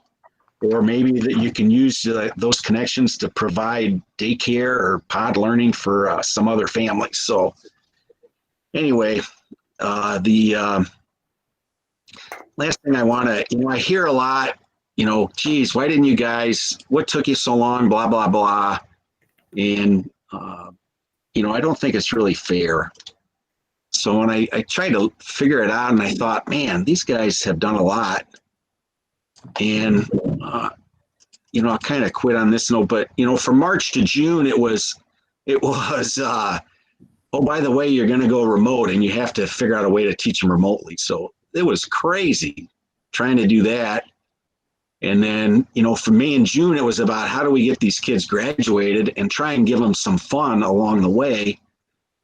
We didn't get the state requirements till June 30th. And in spite of all this, all the time they were working on a return to learn plan. In July, we took the time to get everybody's survey. Hybrid came in last, which is kind of why we didn't really push that as much. Here, the return to learn, and here we had to hire. We had a lot of teachers not coming back. And not only, this is return to learn on the education front, there was return to learn on the mitigation front. We had to order all the PPE supplies. There's 50,000 school districts in the country, and we were up against them, finalize the return to learn, and then I think the district did a good job of executing. We started the remote with the 5-week delay like we said we would, and we started the in-person on 10/5 like we said we would. So I don't think it's fair to say, what were you guys doing all summer? Well, it was pretty freaking busy. So in defense of the district, I'd say, you know, and then the last thing, and you know, I didn't run for re-election, so I can get preachy, but you know, you can't have your cake and eat it too. So you can't push for in-person learning, but then not practice COVID safety practices at home. You know, that's not right. And I know it's hard to watch your kids miss out on stuff. I had 2 graduate last year, and it's tough, but you know, you got to do it. You know, you can't tell me I'm worried about social distancing in my classroom, but you don't remove all the materials that can be removed. Have you gone to any length to clear out that classroom? And I'm a pack rat, I get it. You know, social distancing in the classroom, but there's teachers that are not enforcing mask usage in class. There are teachers that aren't cracking down on kids. So these kids can do it, you know. And I sat in the desk for 8 years in elementary school, and we never got up because you get a yardstick across the back if you did get up. So these kids can do a lot, and it's not easy, but they can handle adversity. They're strong. You know, and I'm not, you know, if I can do 2 months under the ocean, we can do a couple months in isolation. And, you know, press for a remote option with an Allen Park teacher, but it's going to be synchronous. You can't have it at night. And, you know, and all of us, you know, and me included, complaining about what the school districts, but not offering suggestions and proactively working with teams on solutions. So, you know, I know I'm getting preachy, but, you know, let's all stay in the solution. You know, we are where we are. Whatever happened before today is meaningless. You know, let's start today, get in the solution, and, you know, find ways to get our kids back in school. So that's it. Thank you. Okay, thank you, Mr. Scheer. I'm not crazy about, you know, having this go back around and devolve into what a potential hybrid plan will look like compared to what our one current plan that we're voting on tonight will look like. I applaud those working on it. I've said all along, I'm interested in seeing it. It can very well be a solution, but we don't have it in front of us yet. We're voting on one plan. So, I mean, unless anybody's got a strenuous objection, let's move on to the vote on this thing. We got a number of other items on the agenda tonight. Anybody really object if we move on to a vote on this? Great, thank you. So it's been moved and supported. We've gone around the horn on it. All those in favor say aye. Aye. Aye. Any opposed? Aye. Okay. Okay. Ms. Gronowski, do you have, did you get a vote count on that?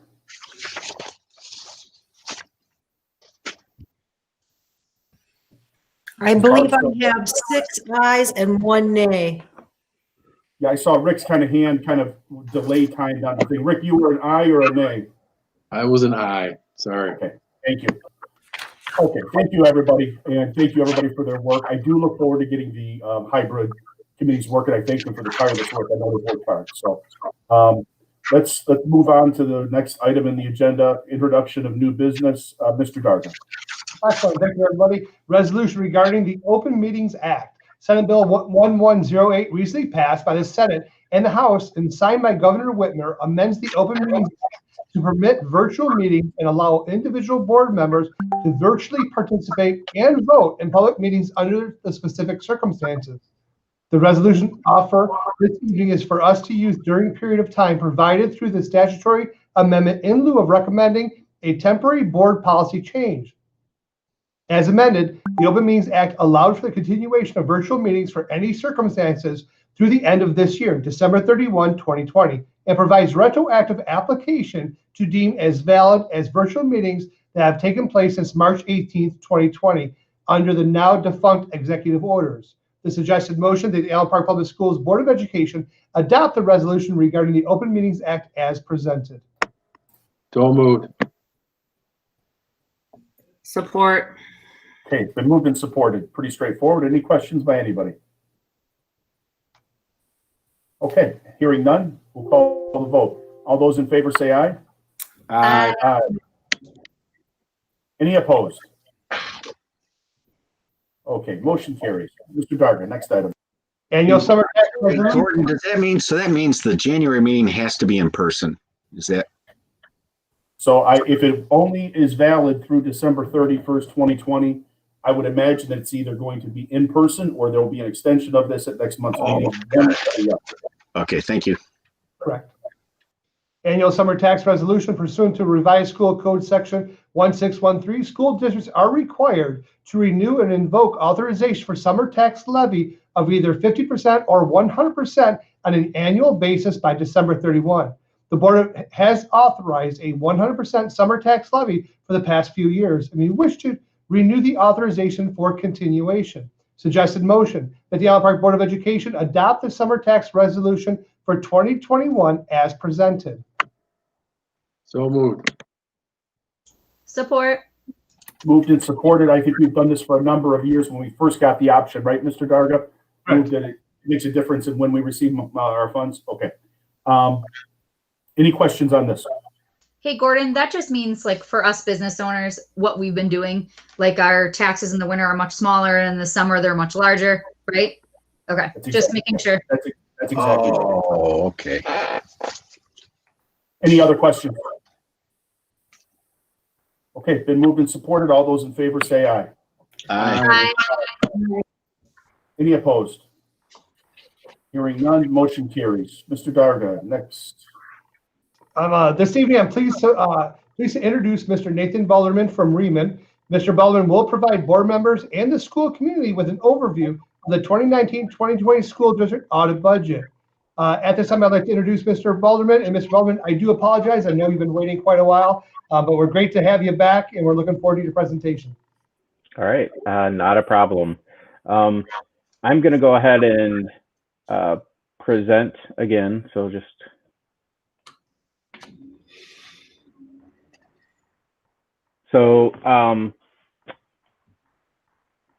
the audit this year, first of all, I want to thank the district. As we went over in the work session, just thank the district for working with us this year. Definitely was a unique year, but we're very happy and very excited to be working with the district for the first time. Definitely made it interesting implementing and starting a new audit with during a pandemic. But I trust that things did go well. So just as an overview, it's not just me that you have here, and I don't even have all of our team pictured. But with this year's audit, I'm the engagement principal, so I'm the person responsible for signing the reports and reviewing and overseeing the overall audit. Corinne Day was your audit manager on the job, and we also had 3 additional staff that worked with her in getting things done.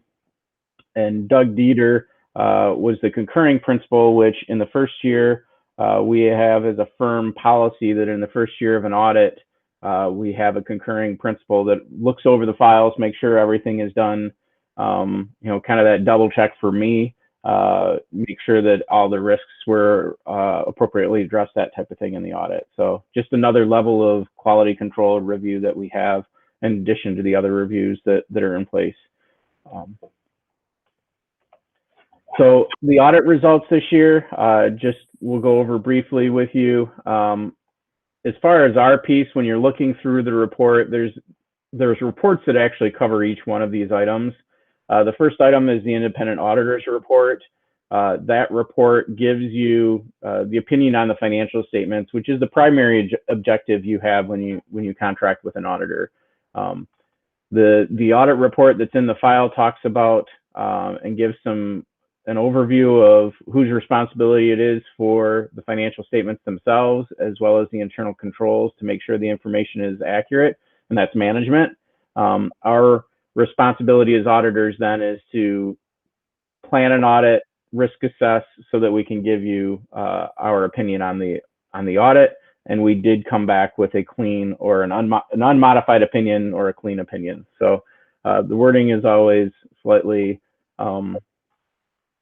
confusing because of how audit speak is, but an unmodified is a good thing. the report on internal controls that we issued. So when we're looking at things, auditing standards, and specifically government auditing standards require that we have this separate report on internal controls. It's not an opinion on internal controls. We aren't required to report to that level, but we are required to report if things come up that come to our attention during the audit that raise to that level. Happy to report that there were no material weaknesses or significant deficiencies identified. The next item, because you expend more than $750,000 in federal awards, you're required to have a single audit over those federal dollars. This year, we selected the special education cluster, or the IDEA program, and tested that.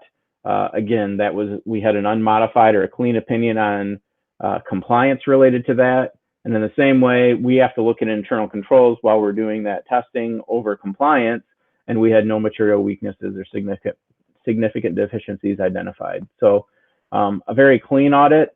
So definitely something that you're looking for. This is a reduction. There was a finding last year, which was cleared this year, and so there's no findings this year. The financial statements themselves, as you're looking through the report, there's basically 4 sections to your report. There's the management's discussion and analysis, which is a brief, very high-level overview of the financial results. There's some good information in there this year related to what happened with the budget currently, as well as what happened, what went into the budget that was there for this year.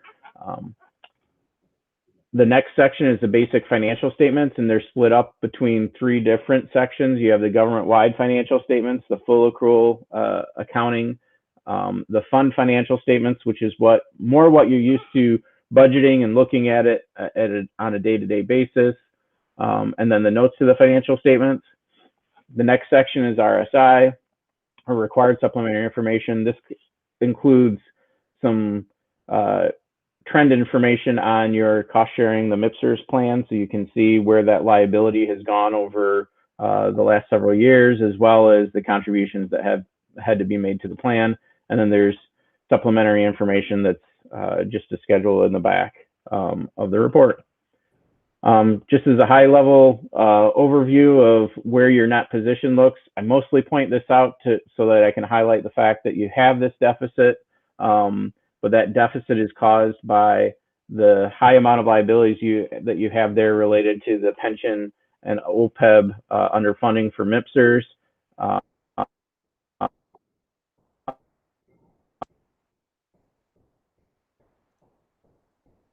Did I lose? Can you hear me now? My headset just died, so we'll go this way.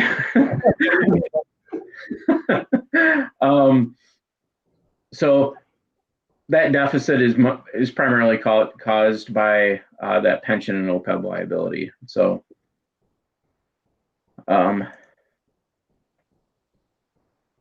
the next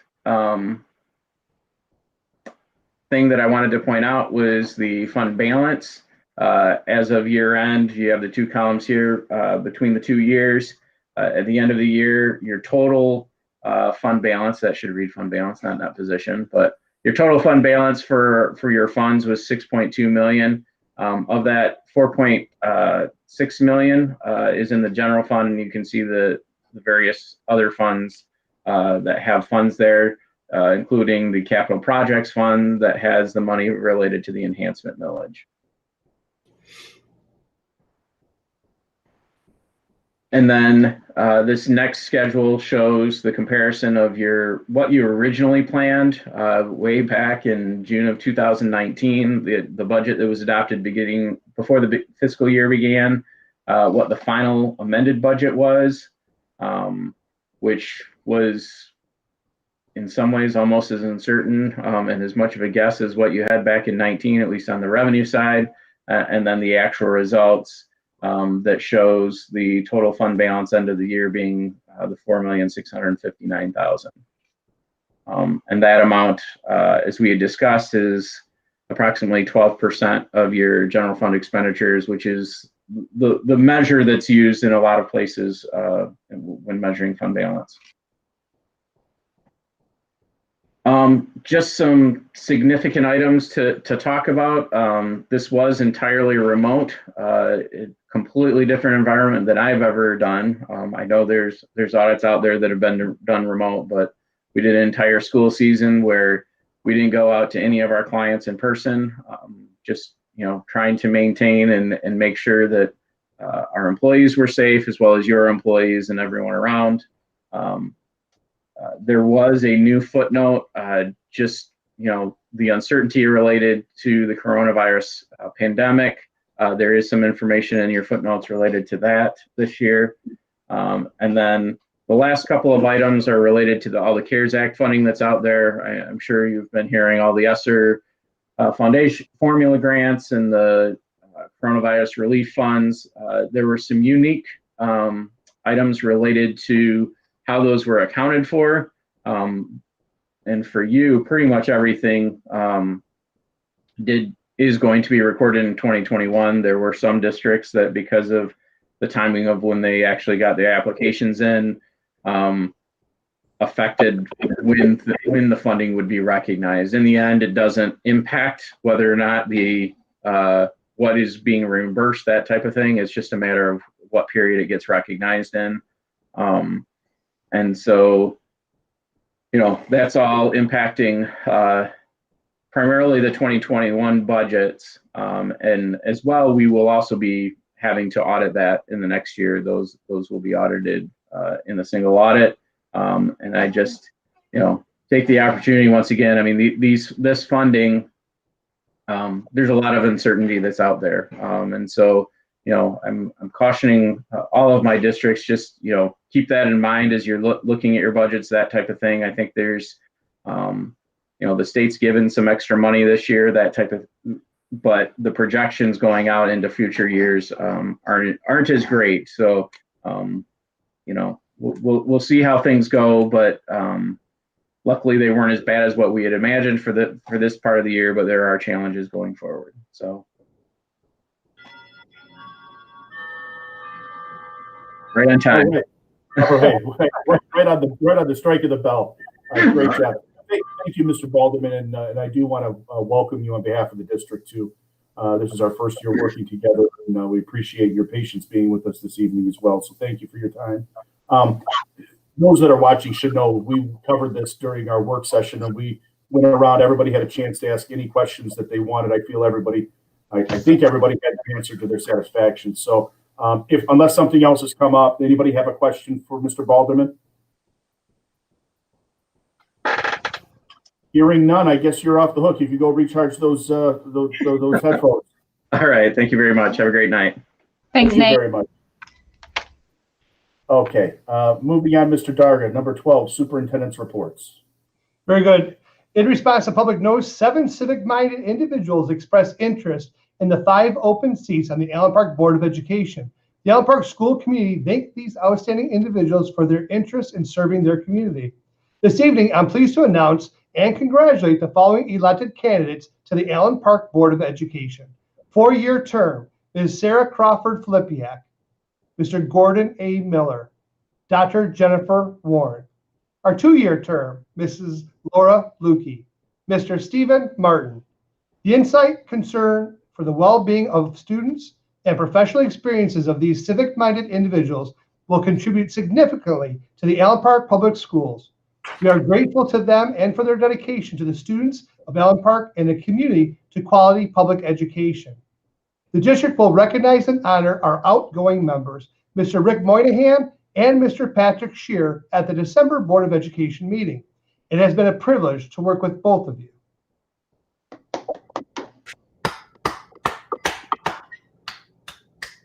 The Wayne County Regional Enhancement Millage. In addition, special thanks to AP voters for supporting the Wayne County Regional Enhancement Millage. This millage renewal will continue to provide critical financial support for the Allen Park Public Schools and the local districts faced with state budget cuts and the enormous financial challenges, as well as allow the district to continue to improve the quality of education our students receive.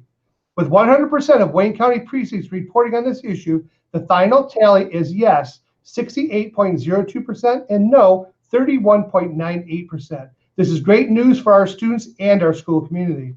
AP yes votes, 9,144, to no votes were 5,065.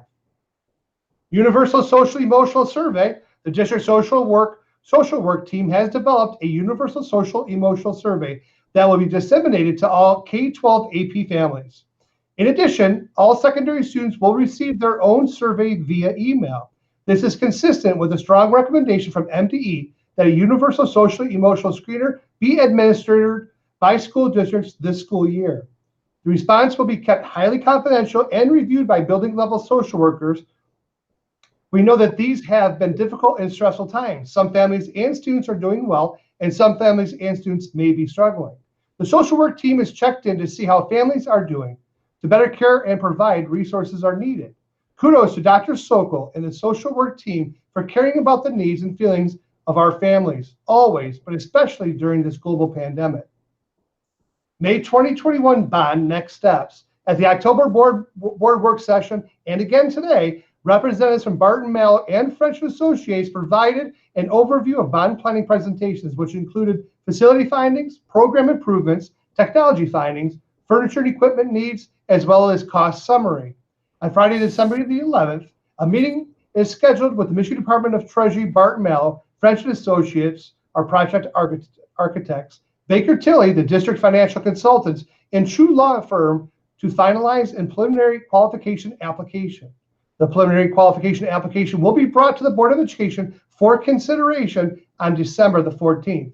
I'd also like to make sure we give a shout out and say kudos to Ms. Tiffany Keith and the finance department. I think that is a great feat to hit the 12% fund balance mark. I was actually asking a couple of our board members who've been with us for a little bit of time. Jen McDonald served as the APA union president for many years. Mr. Gordon Miller himself has been on the board for many, many years himself. And Ms. Jeanette McDonald stated in her entire years of service, we had never hit 12% fund balance. So again, kudos to Ms. Tiffany Keith, your entire department, but also to the leadership team here at Riley, as well as our entire staff. This is a true team effort, and everybody under the Allen Park Public Schools umbrella should feel proud, and this is a milestone. So congratulations, Ms. Keith. Thank you, Mr. Dargan. I do just want to take one real quick second just to acknowledge my team here in the business office. I certainly could not do it without them, and Tony, Karen, and Amanda. So let's keep up the great work. Exactly. Okay. So are we moving on to citizens' comments at this point? Yeah, I'm all set, sir. Okay. Dr. Tufelsky, citizens' comments. Yes, sir. Let me refresh this. Okay. Nicole Bundus. I have lots of concerns about remote learning, but today I'll limit them to tech ed. My son has woodshop and CAD. How does he do woodshop remote? Same with CAD. The Chromebooks do not support the program that is needed to learn this program. Please consider these classes, and I'm sure many more cannot be conducted well remotely. They need in-person learning. Nikki Zykowitz and Nicole, I'm sorry, I know I pronounced your name wrong, Nicole. Is a hybrid or full remote with AP teachers still being discussed? We are through Calvert currently, but the curriculum is not age appropriate for my kindergartner and some is not age appropriate for my third grader. We are making it work, but would love an opportunity to stay safe at home while my kids learn from a wonderful AP teacher.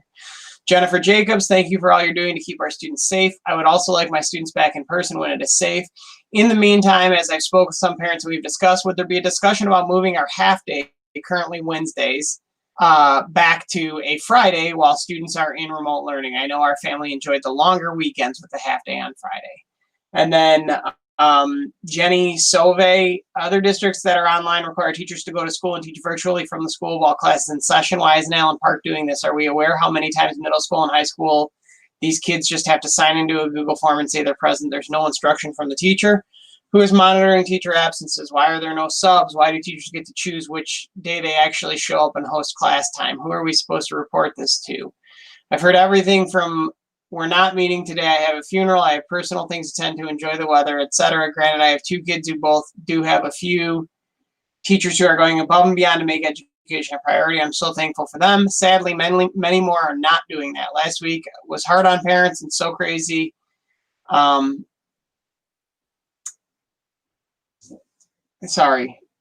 Last week was hard on parents and so crazy easy for kids getting no education. Half day Friday, no school Tuesday, half day Wednesday, then added Thursday, Friday, no class, enjoy the weather. Seemed like very little education was happening. Very frustrating. Kids are lacking education. Most parents are serving the public by being essential workers. And this, I'm sorry, I don't know what this says. Is this, oh, that's supposed to be continued. Parents aren't witnessing teachers using class time. A lot are giving more kids early dismissal or no class at least once weekly. I would like to know when and why we decided to allow staff to work remote and who to report that they're not hosting class time. I think that's it. I can refresh one more time, but yeah, that's it for me. Okay, thank you. Noticeable difference in the last several meetings. We'll continue with reports of officers. Let's start tonight with Mrs. McDonald. Thank you. First of all, congratulations to the newly elected board members, even though some of them aren't new to us, but congratulations nonetheless. I know it's kind of a nerve-wracking process sometimes, huh? Thanks to Tiffany and team, fantastic work. Thanks to our maintenance staff. It was nice to hear from outsiders how well maintained our buildings are. That's fantastic. Same goes for the tech people, that everything's up to date and working and just kind of needs to be refreshed and plan ahead. I love that. Thanks to our presenters tonight, very informative, both from Barton Malow and the auditing firm. And a big congratulations to our recent retirees. Good luck in the future. Thank you. Okay, thank you, Mrs. McDonald. Mrs. Flipiak. First, I'd like to thank the Allen Park community. It was a nerve-wracking experience, Jeanette. I didn't imagine it would be as nerve-wracking as it was, but it was definitely worthwhile, and I am honored to serve the Allen Park community for 4 more years. Thank you, Tiffany. You guys are awesome, doing a great job with the fund balance and the money, and to all the Allen Park Public School employees. I'm here working every day at home, and I hear the teachers in the background from the Allen Park Middle School teaching Melody, and she's having a worthwhile experience and enjoying herself and getting the best education she can under the circumstances. So thank you to all of you. Okay, thank you. Mr. Scheer. I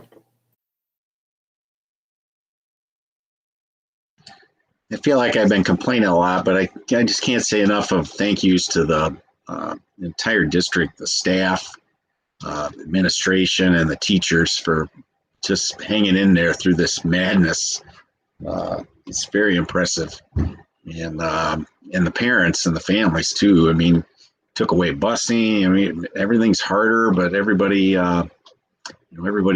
pulled together. So thank you very much for that. I think the emotional survey is really good. That's really interesting. I didn't see that one coming, but I think that's a awesome thing because especially like I said before, I thought going in school would solve all the problems, but it's got a whole nother set of problems that are just different than remote. So it was really interesting. The election, fantastic. I really, part of the reason I didn't run again, because I thought, man, you don't have any powers.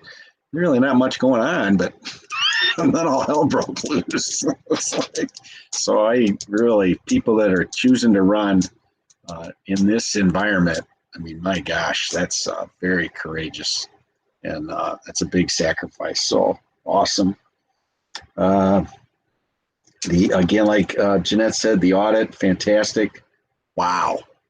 And Barton Malow, that's very exciting. I mean, we've got just a great opportunity here. So it's that's going to be awesome. And I don't want a party or anything. I've only been here a year. I didn't even get elected. So, but anyway, great job, everybody. Thank you. Okay, thank you, Mr. Shear. Mr. Klein. Yeah, just reiterate what we've kind of heard a little bit, but congratulations, Ms. Warren, Ms. Filipiak, and Mr. Miller. Really well-run campaign. It's great to serve with you again. Congratulations to Ms. Leakey and Mr. Martin. We look forward to seeing you in January. Just a shout out to Mr. Belisle and Ms. Jacobs. It's tough to run, period. It's tough to run and not get the outcome you want. So thank you for throwing your name in the hat, and it's great to have committed community members. Other than that, just the general thank yous to staff and admin and teachers for all the work you're doing to make it the best you can in these difficult times, and to the families for continuing to have patience with us. We know this is difficult. We know there's nothing easy about any of these modes of learning, and so thank you for being so good about it.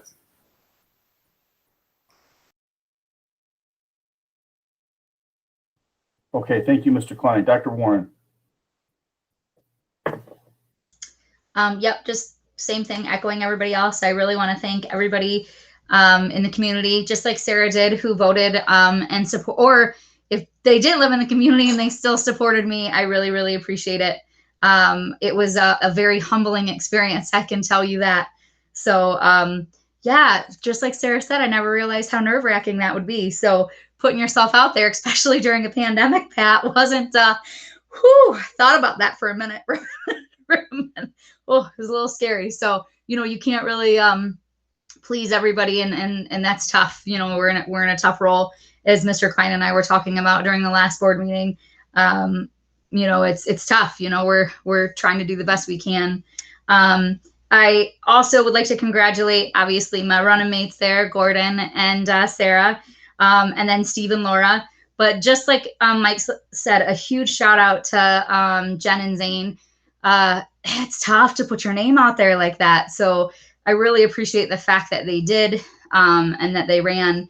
It means that people are looking out for our district, and that is absolutely amazing to me. So I really appreciate that. Tiffany, as always, thank you. You're rocking it right now, so I really appreciate it. To all of our staff, thank you. I was really sad to hear the one comment from the mother who's been having some difficulties with teachers. I have 3 different kids. I have none in middle school or high school. Mine are all lower elementary. And I can tell you every single one of them are doing a fantastic job. Do I wish my kids were face-to-face? Of course I do. But what they're doing right now for my kids remotely, it can't get any better. I mean, it really can't. They're doing an awesome job. So I really appreciate that. But I do see that that's not necessarily happening everywhere. So we'll definitely look into that too. A huge good luck. I don't know. Does anybody know the score of the girls volleyball today? Did they win? No one knows? Me neither. We've been in a meeting for a very long time. So anyway, I hope they did. But they were killing it. So I'm super impressed by that. I know we had Miss Laura Lukey, who will be joining us here shortly. I know that her daughter was in the cross country, as well as Jen Jacobs, both of them, her son, but both of them had amazing results. So I'm so happy for that. Swim was doing awesome. And then of course our football went pretty far as well. And unfortunately didn't take home the gold last weekend. So I really appreciate it. I love watching these kids excel. So thank you so much. Okay, thank you, Dr. Warren. Mr. Moynihan. Well, I don't think there's a lot left to be said. Pretty much agree with everyone. It's good to be a JAG, always has been good to be a JAG. And even though I won't be around next year, I'll be thinking about y'all. But carry on the legacy, I'm sure you will. That's it. Okay, thank you, Mr. Moynihan. Yeah, I'll keep it brief. Just want to thank well, first of all, I just received a text message that volleyball plays tomorrow, not tonight. So that's it. I did have a question for Dr. Tefelsky, just real quick, if we could. Sure. I was thinking after we did the bond thing, the weight room, do we run any phys ed grade granting classes out of that room? And if so, what does it look like if that becomes a robotics lab? So Mr. Donosky runs strength training out of that lab. I haven't asked him yet. I feel like a new facility would be welcome to him, even if it is across the road there. I do know from a logistics standpoint, it is first hour, so that would be kind of easy. Like, it's kind of ideal for kids to get to because they could just go right there. You wouldn't have to worry about that 5-minute passing time. He may have to give them an extra minute or two, but ultimately the difference between where that lab would be and where Gulasarian and Jenkins are, or even on the other side, over by Band, like those are, those are all. But that's it. We don't have a number of classes that we run workout classes out of for phys ed. No, and I think Jeff might use it, but Mr. Pacat might use it occasionally for he went to more of like a activity-based health class, so he may use it occasionally too. But again, I think that it would be logistically it would be okay. So okay, all right. Sorry, I wanted to ask that before we got done. Anyway, I just want to thank the voters of the Allen Park public school community, for your continued trust. This is my 5th time on the ballot now, and I keep going. But anyway, we all, I suppose, as elected officials, have a shelf life at some point, and I'm not sure how much longer I've got in the tank. I don't know if it's got another campaign. Maybe it will be. Maybe this bond project will be so exciting I want to stay around for a while. So, but anyway, just thank you for their continued trust. I know people get tired of people when they've been around for a long time. So thank you very much. And with that, we need to got a suggested motion that the meeting be recessed at 10:11 p.m. to consider attorney-client privilege information in compliance with Section 8H of the Michigan Open Meetings Act and to conduct a periodic personnel evaluation of the superintendent in compliance with Section 8A of the Michigan Open Meetings Act. So moved. Support. Okay, it's been moved and supported. Mr. Dowski, can we have a roll call vote, please?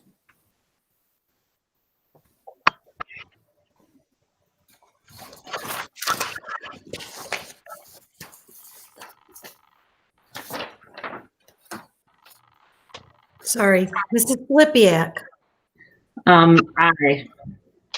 Mr. Klein, I agree. Mrs. McDonald, I agree. Mr. Miller, Yes. Mr. Moynihan, Yes. Mr. Shearer, Yes. and Dr. Warren.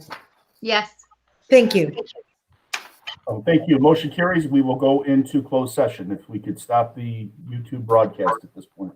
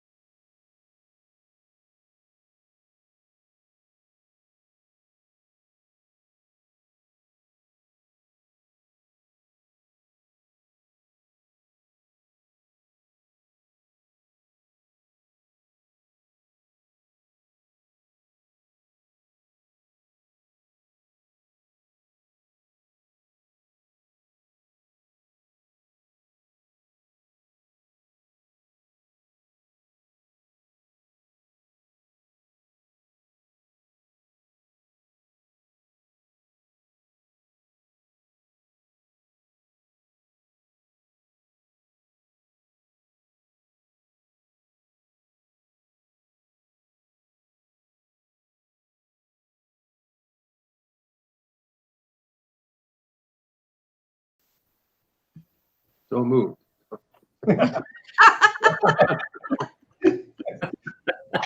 Okay, we are back live. I would entertain a motion to adjourn. So moved. Second. Okay. Moved and supported. All those in favor, say aye. Aye. Any opposed? I hope not. Great job, everybody. Thank you. Have a good night, everybody. Drive safe. Drive safe, Mike. All right. Thanks, guys. Be careful.